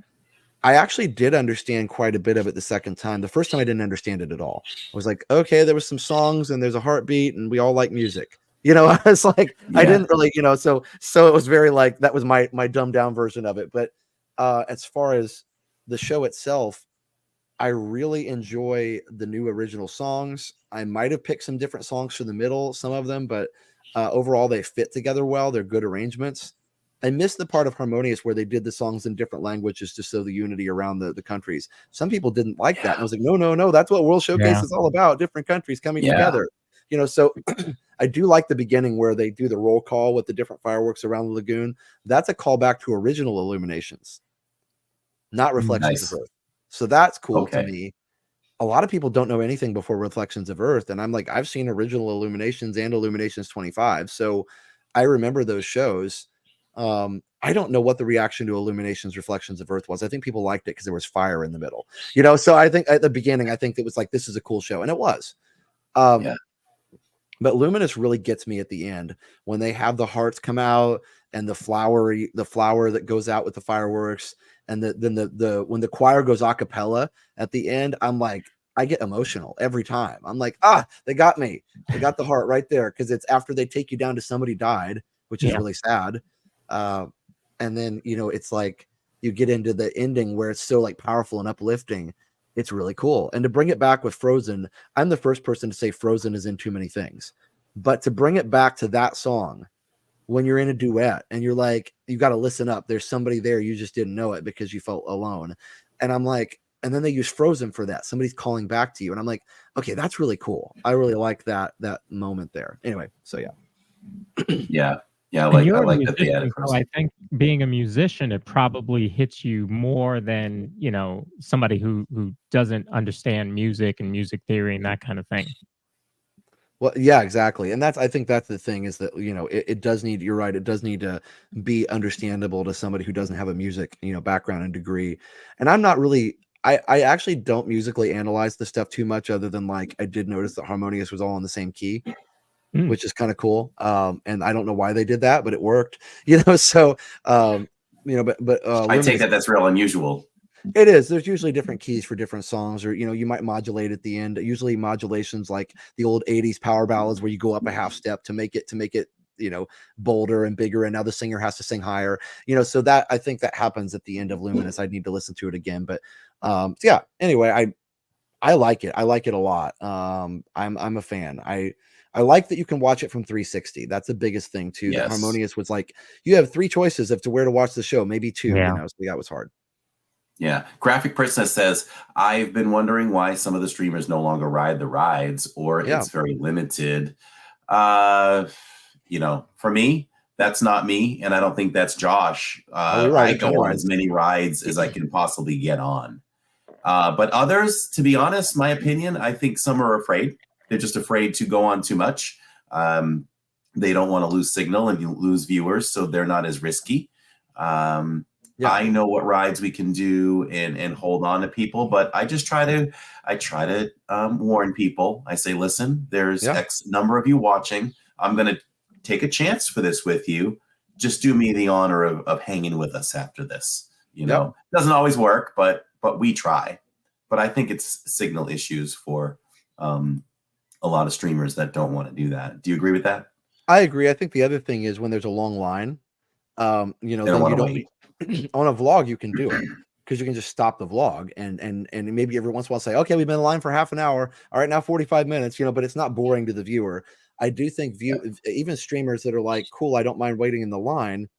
I think the biggest thing is I don't want to wait 60 minutes out of my stream. If I'm only going to stream 3 or 4 hours, why would, I don't want an hour of that to be me standing in line. That's not interesting content. So I agree with you. I think that it's like, you want to strike that balance and go on the rides, but then you also don't want that to be the majority of the stream. So there's a balancing out that's taking place that a lot of people might not be aware of. And so the same people that ask for you to go on a ride are the same people that'll complain that the line is too long. Right. And so you can't have it both ways. I think there's that, but also we all ride a ton of rides. Like we rode, I don't know what Tuesday, I think I rode like 8 or 9 rides maybe, because it was like a late, it was open till midnight. So I just kept going like on maybe not 8, maybe like 6 or 7, but we rode a ton. So I know you do too. So I don't know. Yeah, I'll even dip down. Of course, when I go to Magic Kingdom on like a Wednesday night and I know it's going to be like a 3.5 hour stream, we're on the move. And if on the move means, okay, wow, it's a really crazy night. Can't get on Haunted right now. Can't get on Pirates. Right. Okay, we're going to Dumbo. We're going to do Goofy's Barnstormer. We're doing Teacups. I'm going to get you moving on something. Yes, we're going to, exactly. We're going to do something. It doesn't matter what. Yeah, for sure. And it's a good opportunity to do those. Real quick, there's quite a discussion in the chat about having a camera on you and live streamers and all that kind of stuff. I've addressed that before, and I think with Jilly specifically, but here's the thing on that. We do try really hard. I know Corey does too, not to show people in the lines for extended periods of time. Now, you're going to be on somebody's video in the park. That's the way it is. It's a public place. There's no expectation of privacy in a public place. That's the way that works. But as far as, we try and be courteous of people in line. And so that's why a lot of times you'll look at our stream, if we're in line, we'll be pointed at the ceiling. If we can't, now, if there's a wall to one side and I can point at the wall, I'll do that. If I can point at something interesting on one side that's not a person, I'll do that. I try not to just like stare at one person, right? I'm not saying I'm always successful, but I try really hard not to like point it at one family or one person for an extended amount of time. There's times when people will ask not to be on the stream, and I will tell them, yes, of course, that's fine. We'll make sure you're not on it. So I think that's the biggest thing on that one. And I think we all just try the best we can. And, at the end of the day, whether somebody's live streaming, vlogging, videoing, you're going to be on somebody's video. And even if you say, oh, they don't have a ton of followers, what if they make a viral video in front of the castle? They've never had a single follower in their life. They do something funny in front of the castle. It gets 10 million views and you were in the background. There's a Yeah. chance of that no matter what. And so even if the person doesn't have a following, you're in public, you have a chance of being on camera. So we try really hard to be respectful of people, but it's a reality of being in a theme park. There's gonna be people taking pictures.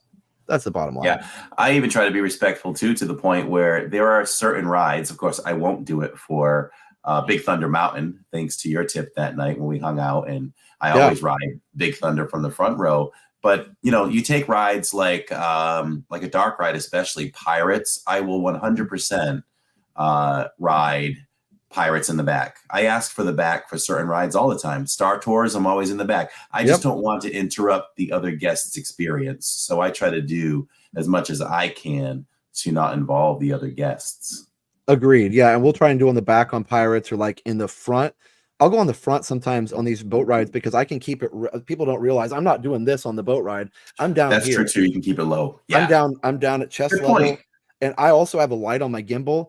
People don't even see this. I take my thumb and cover the light on the gimbal so it doesn't bother anybody. I turn the brightness all the way down. And if it's super dark, like when Tower of Terror gets really dark, I will pull the camera all the way into my shirt so nobody can see it. So we really try hard not to interfere with the guest experience. So yeah, I know you guys do too. It's important to us. So yeah. Let's see. A couple more quickly. If Disney offered you one free improvement for streamers in the parks, what would it be? This will be interesting. I got two ideas. What do you think it would be if you had one choice? Oh man. I've had a couple, but I'll just name one for now and see if maybe you've got a different one. And I don't want to take yours just in case, but I mean, I think I got two. Oh, two. Okay. All right. Well, I'll let you do one. I'll do one. You do one, and then we can do another one if I don't say it. But the first one I think, and the most obvious, would be to really extend the Wi-Fi everywhere, or have, because there's the enterprise network, which only the cast members can use, which is fine. They need that too. Excuse me, but there's times when there's a ride like Spaceship Earth that has like the corporate Wi-Fi, but it doesn't have the guest Wi-Fi on there. I wish they'd just add it to all those hotspots. Any hotspot in the park theoretically could be separated into different networks. Just like at my school, we have a guest network and a staff network, right? And it's on the same hotspot. So I would love it if they would just say, we'll turn the Wi-Fi on everywhere we have a hotspot, so that any ride like Little Mermaid, I'm sure there's Wi-Fi in there, but it's just not something we can get on. Or Haunted Mansion, there's a couple places where it's a dead spot. So I would just love that they had Wi-Fi everywhere, and maybe even beefed up the signal in the hub somehow so we could stream the hub easier. So that kind of stuff, maybe even get 5G in there, let this, so those are the kind of things that I would love to see to make it really easy for us. That was number one for me too. It would make things so much easier for us. And in the end, we're free advertising for Disney. So it should be something that they could be a little more accommodative for, to help us just not let that be an issue and just have the experience be really good for the viewers. Secondly, is way more unrealistic, but it would be, and I'm not saying everybody who just begins, but maybe they look at a certain level of subscribers or something, I don't know, to regulate it somehow. But it would be nice for a bunch of the channels to basically have a lightning lane, even at, just so that you cut down the wait times. We've ridden these rides a million times, so I mean, the lightning lane is not as important to us. But in terms of keeping a good live stream and keeping it moving, that would be my second request, to just give us a lightning lane. Well, I think you'd have to be pretty judicious, like you said, about how many people you gave that to. And certainly, I know a lot of people would say, "Oh, that's going to make the lines long for everybody else." I know a lot of people think there aren't that many channels that do this. You're talking maybe giving it to like 10 or 15, maybe 20 people at the most that are really regular streamers. That I know there's more than that, but I think that people that maybe with they've been doing it for a certain amount of time or certain viewer count or whatever, but I don't think it would change, so you spread out 20 streamers. We don't all go live at the same time. You're talking about adding maybe one person to line every, once a day or twice a day or something. So it's not really, or maybe 3 or 4 people if it's a family. But I think, that's probably obviously not ever going to happen. But now Disney has one we've been invited to media events. They have given us fast passes to use, or Genie Plus Lightning Lanes to use when they were doing the Disney Thrills event for Tron, they gave us a bunch of lightning lanes to try out all these rides, which it was more for like the national media, but they gave it to everybody that just if they hadn't ridden those rides before. So those were fun to use. But they actually, and we actually, we did abide by this. They asked us not to film when we were on the thrill rides. And I asked my rep, I said, oh, does that mean that later on we're going to phase out filming on some of these thrill rides? And they said, no. They said, but because we've given you that, now we're responsible if something happens to your equipment or something like that. If you drop your expensive camera on whatever, on Big Thunder Mountain, you know, and you're using our lightning lane, you know, then it could be a sticky situation. I said, so we're okay to do it when we're by ourselves. And she said, yes, 100%. That was from our reps. So, you know, that's the other thing is we all have, you know, we have a really good relationship with Disney. They know, even people that haven't been invited to media yet, they know who everybody is. They know what we do. They like it. They like what we're doing. They like that it's family friendly. It's not going anywhere anytime soon. If they ever do change the rules, we'll go with it. And there's something too that I think that would be, because they do have us and a couple others that they talk to a lot, you know, that's something too that we could have a conversation about. Hey, we need to make this happen. You know, and it's like, okay, cool. We can help you with that, or, you know, whatever. But basically all they've told us is the rules everybody knows. They don't want us walking around. And I've seen a couple people doing this and I've already kind of let them know, you know, but like, we're not supposed to interview guests. It doesn't mean you can't say hi to somebody, but we can't walk up to a random park guest and say, what did you think about the ride you just rode? Can't do that. Because it's interfering with their experience. So you can't interview. Now, if somebody walks up to us and wants to say hi, then that's their choice, of course, and that's fine. I can't interview cast members because they're obviously not spokespeople for the Disney company, so we don't want them interviewed. And then also, of course, we know not to stream in security and not to stream backstage. Right. So those are the things. That's all they said. They said basically follow the rest of the park rules, and we're happy for what you do. They literally said, we know that people book trips while they're watching your shows. Wow. That's good insight. Yeah. So they're like, this is good for everybody. So they're happy about it. And it's, you know, it's something, it's not going anywhere anytime soon. And, you know, if they change the rules, we'll change what we do. And that's fine. It's there at the end of the day, they own the park. So we have to do whatever they say, and we will. Sure. And that's one of the things I try to mention most times when I close out a stream at this point, because we know Disney's watching, and I'll just say, we want to thank Disney for allowing us to stream, because streaming is a privilege and not a right. Yeah. And that's just my shout out to Disney and thanking them. Let's go to one last question from the group. Anybody that we didn't get your question in, save it, because I'm sure Josh would love to come on again sometime.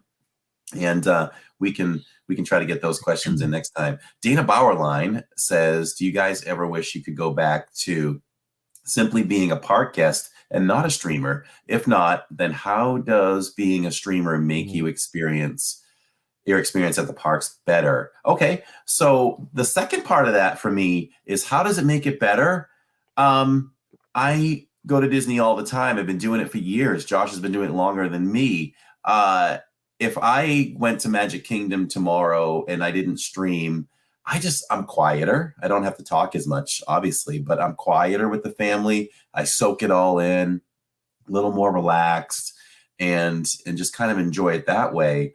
But sharing it with everyone is like taking new people to the park every time I go. And you want to say, hey, look at this, look at this. So the ability to stream excites me to show all of you every time, look what we're doing. Look what Disney has to offer today. So that adds 1,000% more excitement for me. And for us, there's a balance, and there's been a balance over time with our family in how we stream. And I'm proud of the fact that Tammy and I can go in with the kids. They can come and we can have a good family time together while still being attentive to everyone watching, and feel like we had a good family day at the park, even though we're still streaming. So I think we find a good balance there. And yep, I kind of have this 10-year thing in my head. Like, I want to go 10 more years. And at that point, if Tammy and I are like, we fulfilled our needs with this, let's just become park guests now. I have no desire to just be a park guest right now, but I do want to work in a little more private time this Monday, New Year's Day, we're going to go to Universal, and we're not going to stream at all. We're just going to enjoy the park as a family, and really looking forward to that. So what do you think? I think I don't think I would ever need to go back to being like a regular park guest and not being a streamer, just because I can still be a regular park guest. I feel like, excuse me, sorry, the Coke. I'm still drinking my Coke over here, because I got to have my Coke. So that's why I never drink anything with bubbles while I'm live. Yeah, sorry. Yeah, yeah. I don't know. I just can't help it. So so I think for me, I can be a regular park guest if I want to. I was at Epcot yesterday with Liam and some of his friends, like family friends and stuff. And I only ran into one viewer, and it was great. And we said hi, we talked, and we took picture. And it's always funny for the people that are with us when that happens. They're like, "You're famous." I'm like, "No, not really. It's just a lot of people watch us on YouTube." I call it Disney famous. Yeah. But in our own little bubble. In a certain little bubble. It's not, 180,000 subscribers still is a lot. Don't get me wrong. Like, we really appreciate it. But in the grand scheme of things, when you look at, Mr. Beast has 100 and whatever million, it's small compared to that. So I think that, like, as far as being a regular park guest, I can go with Liam tomorrow morning before the stream, and we'd be regular park guests. And the only difference is, I think this is what I have to work on, Corey, and focus on more, is even when I'm by myself before or after a stream, I'm like, I'm just going to go ride a ride and have some fun. I'm just going to go sit around. I'm going to go do this after or before a stream. And then I see something, I'm like, I need to take a picture of that. I want to take a video. I could post a short. And I'm like, stop. I have to just tell myself, stop. You don't have to take a picture of everything. You don't have to take a video of everything. Because I get in this mindset of wanting to capture everything. And I've been trying to train myself to, like, just appreciate memories with my eyes sometimes, and not have to always, like, get my phone out. So I have my phone in my pocket. The stream is put away, and I'll just be like, I got to take a picture. I'm like, no, you don't. So that's the one thing I'm working on. Even like the other night after we streamed, I was like, I saw something. I was like, ooh, I need to take a picture. I'm like, no, I don't. So, but as far as being a regular park guest, I could walk in the park, tomorrow morning, like I said, and just do regular park guest things and never stream until 6 o'clock or whenever, and it would be fine. So I feel like I get the best of both worlds. And I love what you said about, like, showing it to the viewers and, like, being excited to show them. Like, I love taking people on tours of the park, not like official tours, but like friends of mine, and saying, hey, let's check out this thing you've never seen before. Just sharing the park with them and stuff that they don't know. And we do that on the streams all the time. Yesterday we were with this family, and they were like big fans of Wish. And I'm like, did you know that Spaceship Earth has a Wish show on it? And they're like, what? And so we went out there and watched the show, and they were blown away by it. They didn't know that was there, So, anyway, so I think that's just, like, I feel like I can be a regular park guest too. Do you feel that way? I feel like I can change over to that mode still. Yeah. And like I said, we're trying to make more effort to try to get out to the parks more without streaming, to really take that in, because I don't want, like, say we go 10 more years. I don't want to go 10 years, look back and go, wow, we didn't really have a lot of private time together. Right. And regret it. I think a short-term plan is the kids are getting older. So when they start to vacate the home and it's just Tammy and I, we're hoping to move closer.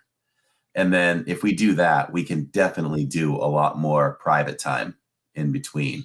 Sure. So that's kind of my hopes for the next maybe 5-year plan or whatever, to do that. So yeah, it's good. It's good to have a plan. We don't have a plan for how many years, at this point. We're just going to keep going as long as we can. And, we'll just see how it goes. I mean, I don't know if I retire from teaching and I keep doing this, I don't know. It's I right now I'm planning on teaching until Liam graduates, which is 11 more years. Okay. See, so yeah, I think for you, you decide, okay, how much, how much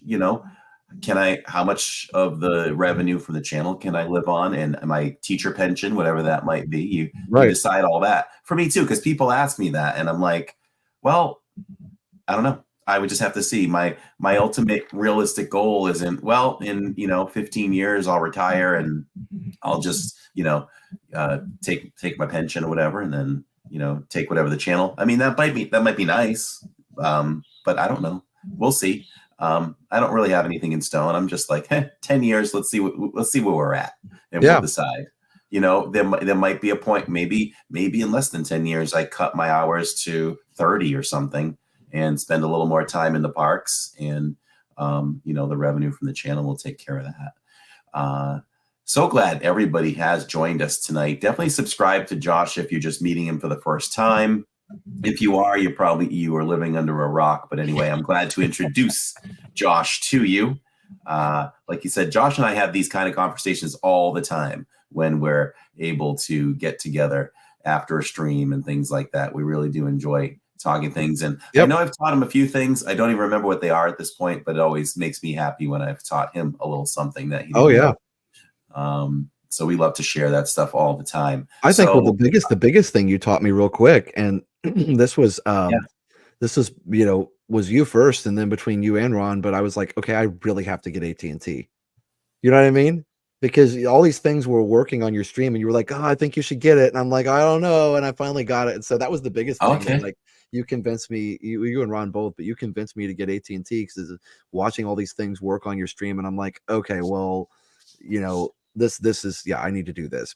So, you know, that kind of stuff is invaluable advice and things. And I don't know, I mean, there's been so many things along the way. Well, if we meet up after a stream, you know, with a lot of the streamers, you guys don't see this, but you know, we'll hang out, we'll talk, we'll take the ferry boat together, you know, whatever, and it's great. So I'm super fun. I mean, you know, you guys don't seem, you know, to lag very much. So if we have you on in the house or whatever, you know, and there's a little bit of lag, maybe you caught a little lag on Pirates or something, Tammy will go, oh, Josh is frozen. And I'm like, what? Wait, let me see. What? Where did he freeze at? There? What part was he at? And I really hate operator error. Yeah. Oh God, I sabotage our channel all the time. I'm always doing something to sabotage ourselves. Start a second stream, but it's the wrong stream. And you know, oh, I was going to ask you. Yeah, I have backup streams for every park. Are you prepared for that? Like, I really have never noticed that you guys have ever lost a stream. Are you prepared if you lose a stream to jump right back into another one, say at Magic Kingdom if you're at Magic? Not usually, no. Now I have on my phone, I use a remote desktop app so I can go into my phone because you can't really make a stream from your phone very easily. No, I wish YouTube would do that. They just don't do it. There's no YouTube people going live, what we call IRL streamers that walk around with the stream. We're still very much in the minority. The majority is this people sitting in their houses with full access to a full desktop computer where they could very easily just click, make a stream. And it's no big deal. If you're gaming and you lose a stream, if you're podcasting and you lose a stream, it's no big deal. I mentioned that to our YouTube people one time, and I was like, we need an IRL live streamers control panel. And they were like, they're like, yes, we realize that, but getting a development team on it right now is just not in the cards because I think they feel like their target audience for that is small and the multi-billion-dollar corporation is not ready to spend money on that yet. So, but to answer your question, there's been times where we had a long all-day stream where it's going to be past 12 hours. So we needed to have a second stream ready where I accidentally ended the stream before we used our app. Now I actually ended it early. And so luckily it was far enough into the stream. I was like 5 hours in or something. I'm like, cool, I guess we'll just start the second part. And so I started it way earlier than what I thought. We haven't killed a stream for a couple years now, which is good because for a while, when our other app broke and we were just kind of using it like without having it connected to anything, it wasn't connected to the chat or anything. Everything was manual. I was ending it manually. I was ending everything through the desktop computer, you know, so that was like, there was no way I was going to accidentally log into my home computer, you know? So there's that. Right. But I mean, I have very feverishly logged into a home computer. Sometimes it Brits at his computer. I'll be like, can you set up a stream? I need it fast, you know? So it's happened a few times and Jenna always is with me. And when it happens, luckily, and she's always like, take a breath, stop, calm down. It's going to be fine. You know, cause I always get upset. Like, oh my gosh, I can't believe we had so many people watching and I mess it up. You know, I'm so mad at myself. Yeah. You know, but inevitably it's fine. Everybody comes back and it's my perfectionist. And I just have to tell the perfectionist to sit down sometimes. Yeah. I have a little Jenna in my head. I have to do that because there are times where you can really panic and I go, wait a minute, if I just panic and freak out, I'm never going to solve this. So it's like, okay, take a deep breath. Lawrence and I had an issue where we've been playing with a couple of things. We were excited last night. We were able to, he is still out in North Carolina right now. And he did the North Carolina China Lantern Festival last night, and I was out at EHA Bob, so I waited for him to finish, and then I just jumped on a second stream as soon as he was done. Everybody got the link and they came over. That worked great. But he started a stream a few weeks back over at Epcot, the Night of Luminous. Yeah. The Night of Luminous. And he started for me, and I said, fine. When I come in, we'll just jump over to my phone, and it'll be fine. It'll be seamless. And I don't know if the app failed me or my fingers just hit something by mistake, but totally killed that stream. Oh no. And, you know, and he built it up for like 90 minutes, and I'm like, this is good. And I had to go in and actually I had to fall back on one that I had. And that the only reason why I have backups is in the past, probably with my previous Samsung phone, I would lose some streams with Streamlabs. So I needed to have a quick backup. Don't really need that anymore, but I just feel better having that safety net. When Prism has gotten a lot better, when I used Prism years ago, because I thought that it was I'm wearing a People Mover shirt. You know what? That's my fault. I love that shirt. I have that one. I missed it. I thought about that yesterday. Like, I should text Josh and say, hey, if you have a button down, definitely put it on. So I don't actually. I don't. Do I have one? I have a Star Wars kind of thing that might have worked, but I'll have to see. I don't have a lot of that, but I like how, you know, Moa J and several people said, you know, they would always come back, and that's what I keep. I think I know that now. Yes. If we mess up, people will come back or they'll watch the replay, and life will go on. But I was using Prism with iPhone when the iPhone first came out with like 3 cameras and had the zoom camera, and Prism was one of the only apps that would actually let you use the 3x zoom, and I was like, I want to do that. And so I used Prism, but what I realized very quickly is that the earlier versions of it, you just hit one button and the stream's over. And I'm like, ooh, that was quick, you know. Yes. So it was a little bit too easy to kill the stream, but hopefully that's improved. It has. What I've learned is it hasn't improved for the iPhone, but it has for Samsung. Yes. So the only drawback I'm seeing with Prism right now is on your hot days. When it's really hot, Prism kind of jitters. The screen jitters. So I'm finding that I have to start maybe an early Saturday with Streamlabs. And then as the day cools off a little bit, I'll jump back over to Prism, because Prism gives me the capability to run graphics and animated ads and things. And I just love playing. I love playing. Those are toys for me. So I just love doing it, you know? So yeah. So there's so many things. We've gone through so many different apps, and yeah, it's fun to play with that stuff. That's the other thing I'd like to put on our new app is overlays. Like we don't have the ability to overlay anything over the stream yet, but it's something he's working on. It just wasn't a priority. But yeah, I mean, you know, just having all that ready to go and being able to see it'll be great. You'll have fun with that. And those are behind the scenes conversations I've had with Neil for like probably a year and a half, you know, because we always talk like, hey, how can we grow better? How can we progress? And, you know, he'll talk about things like, well, nobody else is doing graphics. Maybe you shouldn't do that. And I go, maybe we should, because we're the only ones doing it. You know, well, I think some people are going to like it. Some people aren't going to like it. You have to, on that kind of stuff, you have to feel what feels right to you. And if graphics feels right, then you do graphics. You know, I think that's, some people do an intro to their stream every time. Some people play a little video intro the stream every time, and some people don't. And, you know, so there's no right or wrong way to do it. You know, I think it's just whatever feels right for you and for your audience. You know, it's great. One of the things I've been happy about being able to do with the BRB system is, like, I go to Space Mountain and I told everybody, well, if they say for some reason I can't do it, because every once in a while you get that cast member that says, nope, sorry, you can't do it even when it's in the thing. And rather than argue, I'll say, you know, I might say one time, well, I have been allowed to do it. Can you check with somebody really quick? And if they can't, then I'll be like, okay, I can put Space Mountain Christmas overlay. I already have it loaded up. I can just push play on the BRB and it will play that video. And it's not live, but I'm like, I'll just keep it looping until I get off the ride, you know? Yeah. So that is one thing that is nice to be able to do now. But no, Catherine, I don't have a wardrobe department. I need some help with that. Yeah. Maybe I need to get some of Nate Agent Mr. Morrow shirts.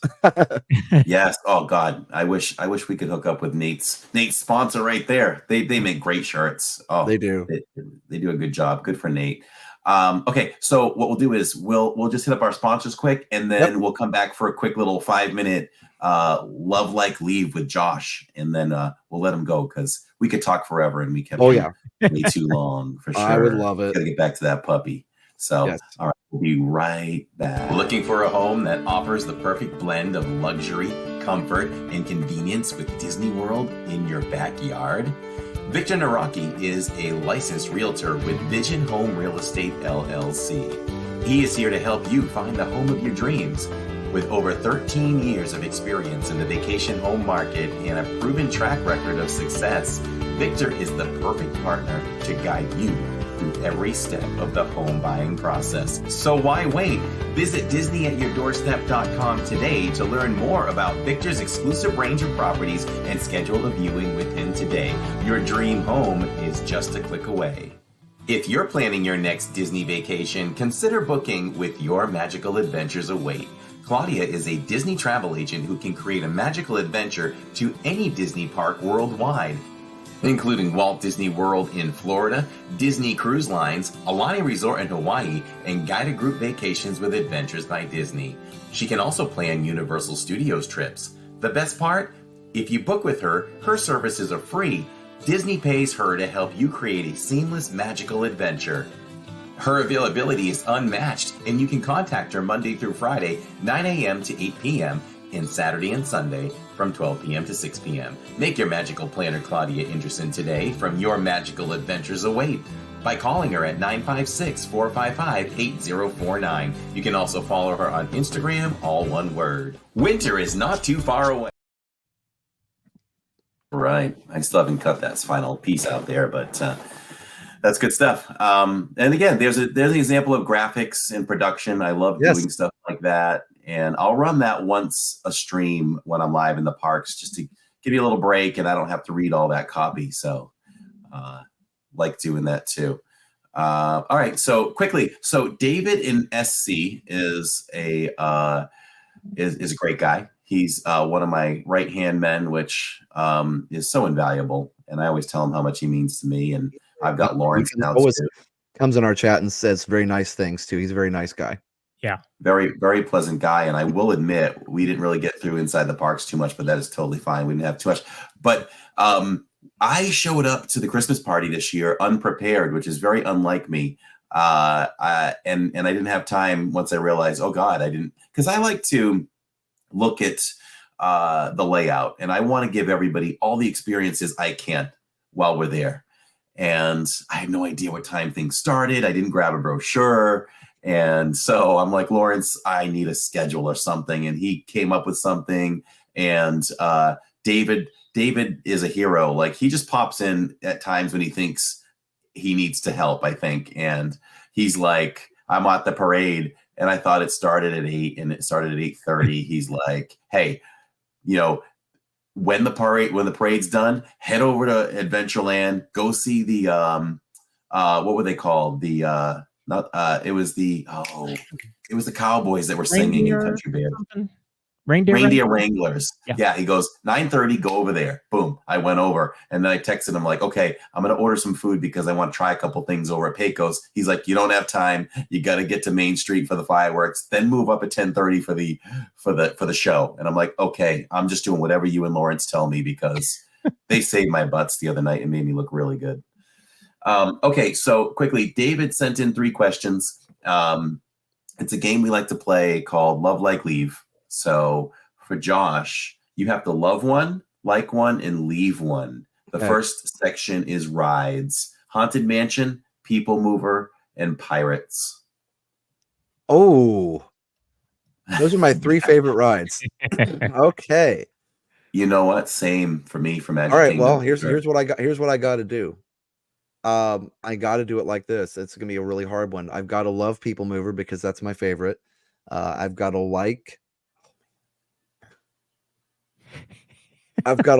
Pirates and leave Haunted, and that's a tough choice because I like both. I like both very, very, very dearly. But I if you're gonna make me choose, I'd probably choose Pirates just because I love the adventure nature of it. It streams better. It doesn't have the pre-show. You know, it kind of flows better. You know, whatever. But I mean, don't make me say bad things about Haunted Mansion, right? It's a good, it's a great ride. Like it's a classic. It's one of my favorites ever. So, but the other thing I like about Pirates as a streamer is I can usually get on it at night with very little wait and just go right through it. And it streams almost perfect. It streams almost perfectly. So it's also a nice ride to stream too. Yeah, I agree. I would have gone. And I love all three too, just like you. Go But for it. I would leave People Mover. Oh, I know, and I think it's more just because there's no real dark ride aspect to it, like to the effect that you get with Pirates and Haunted. Yeah. So, and I fought for a long time between which one is actually my favorite between Pirates and Haunted, and I finally decided that it's Haunted.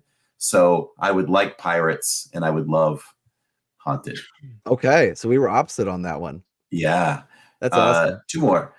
Nighttime Fireworks. Love Like Leave. Happily Ever After. Wishes. Illuminations. Oh, okay.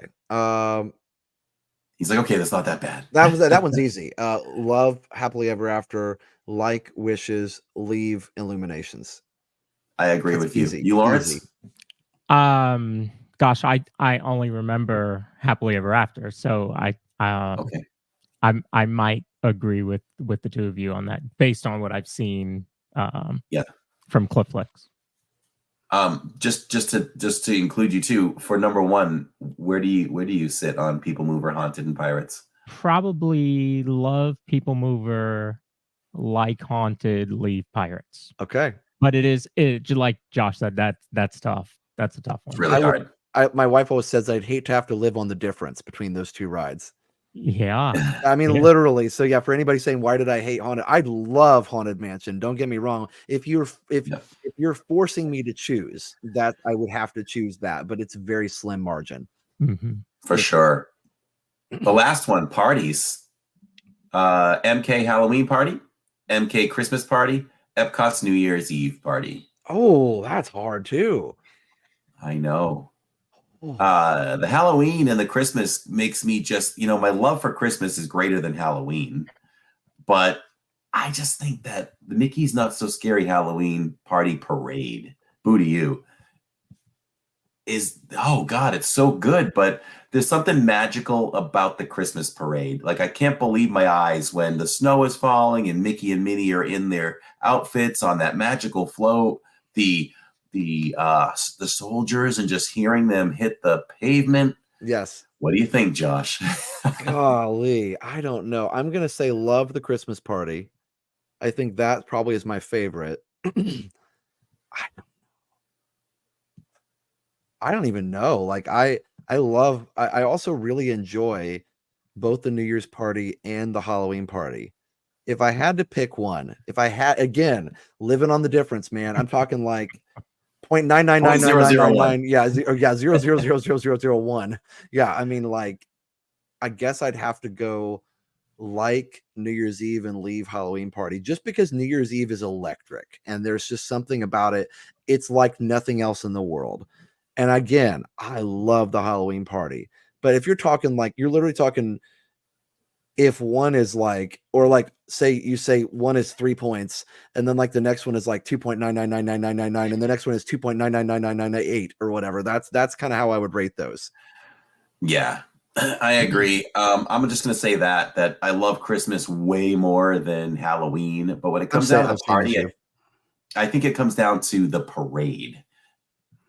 And the parade is so cool for the Halloween party. So I'm going to give it that very, very, very slight edge. I'm going to love the Halloween party, like the Christmas party. I'm just going to have to say leave Epcot because I've never experienced it yet.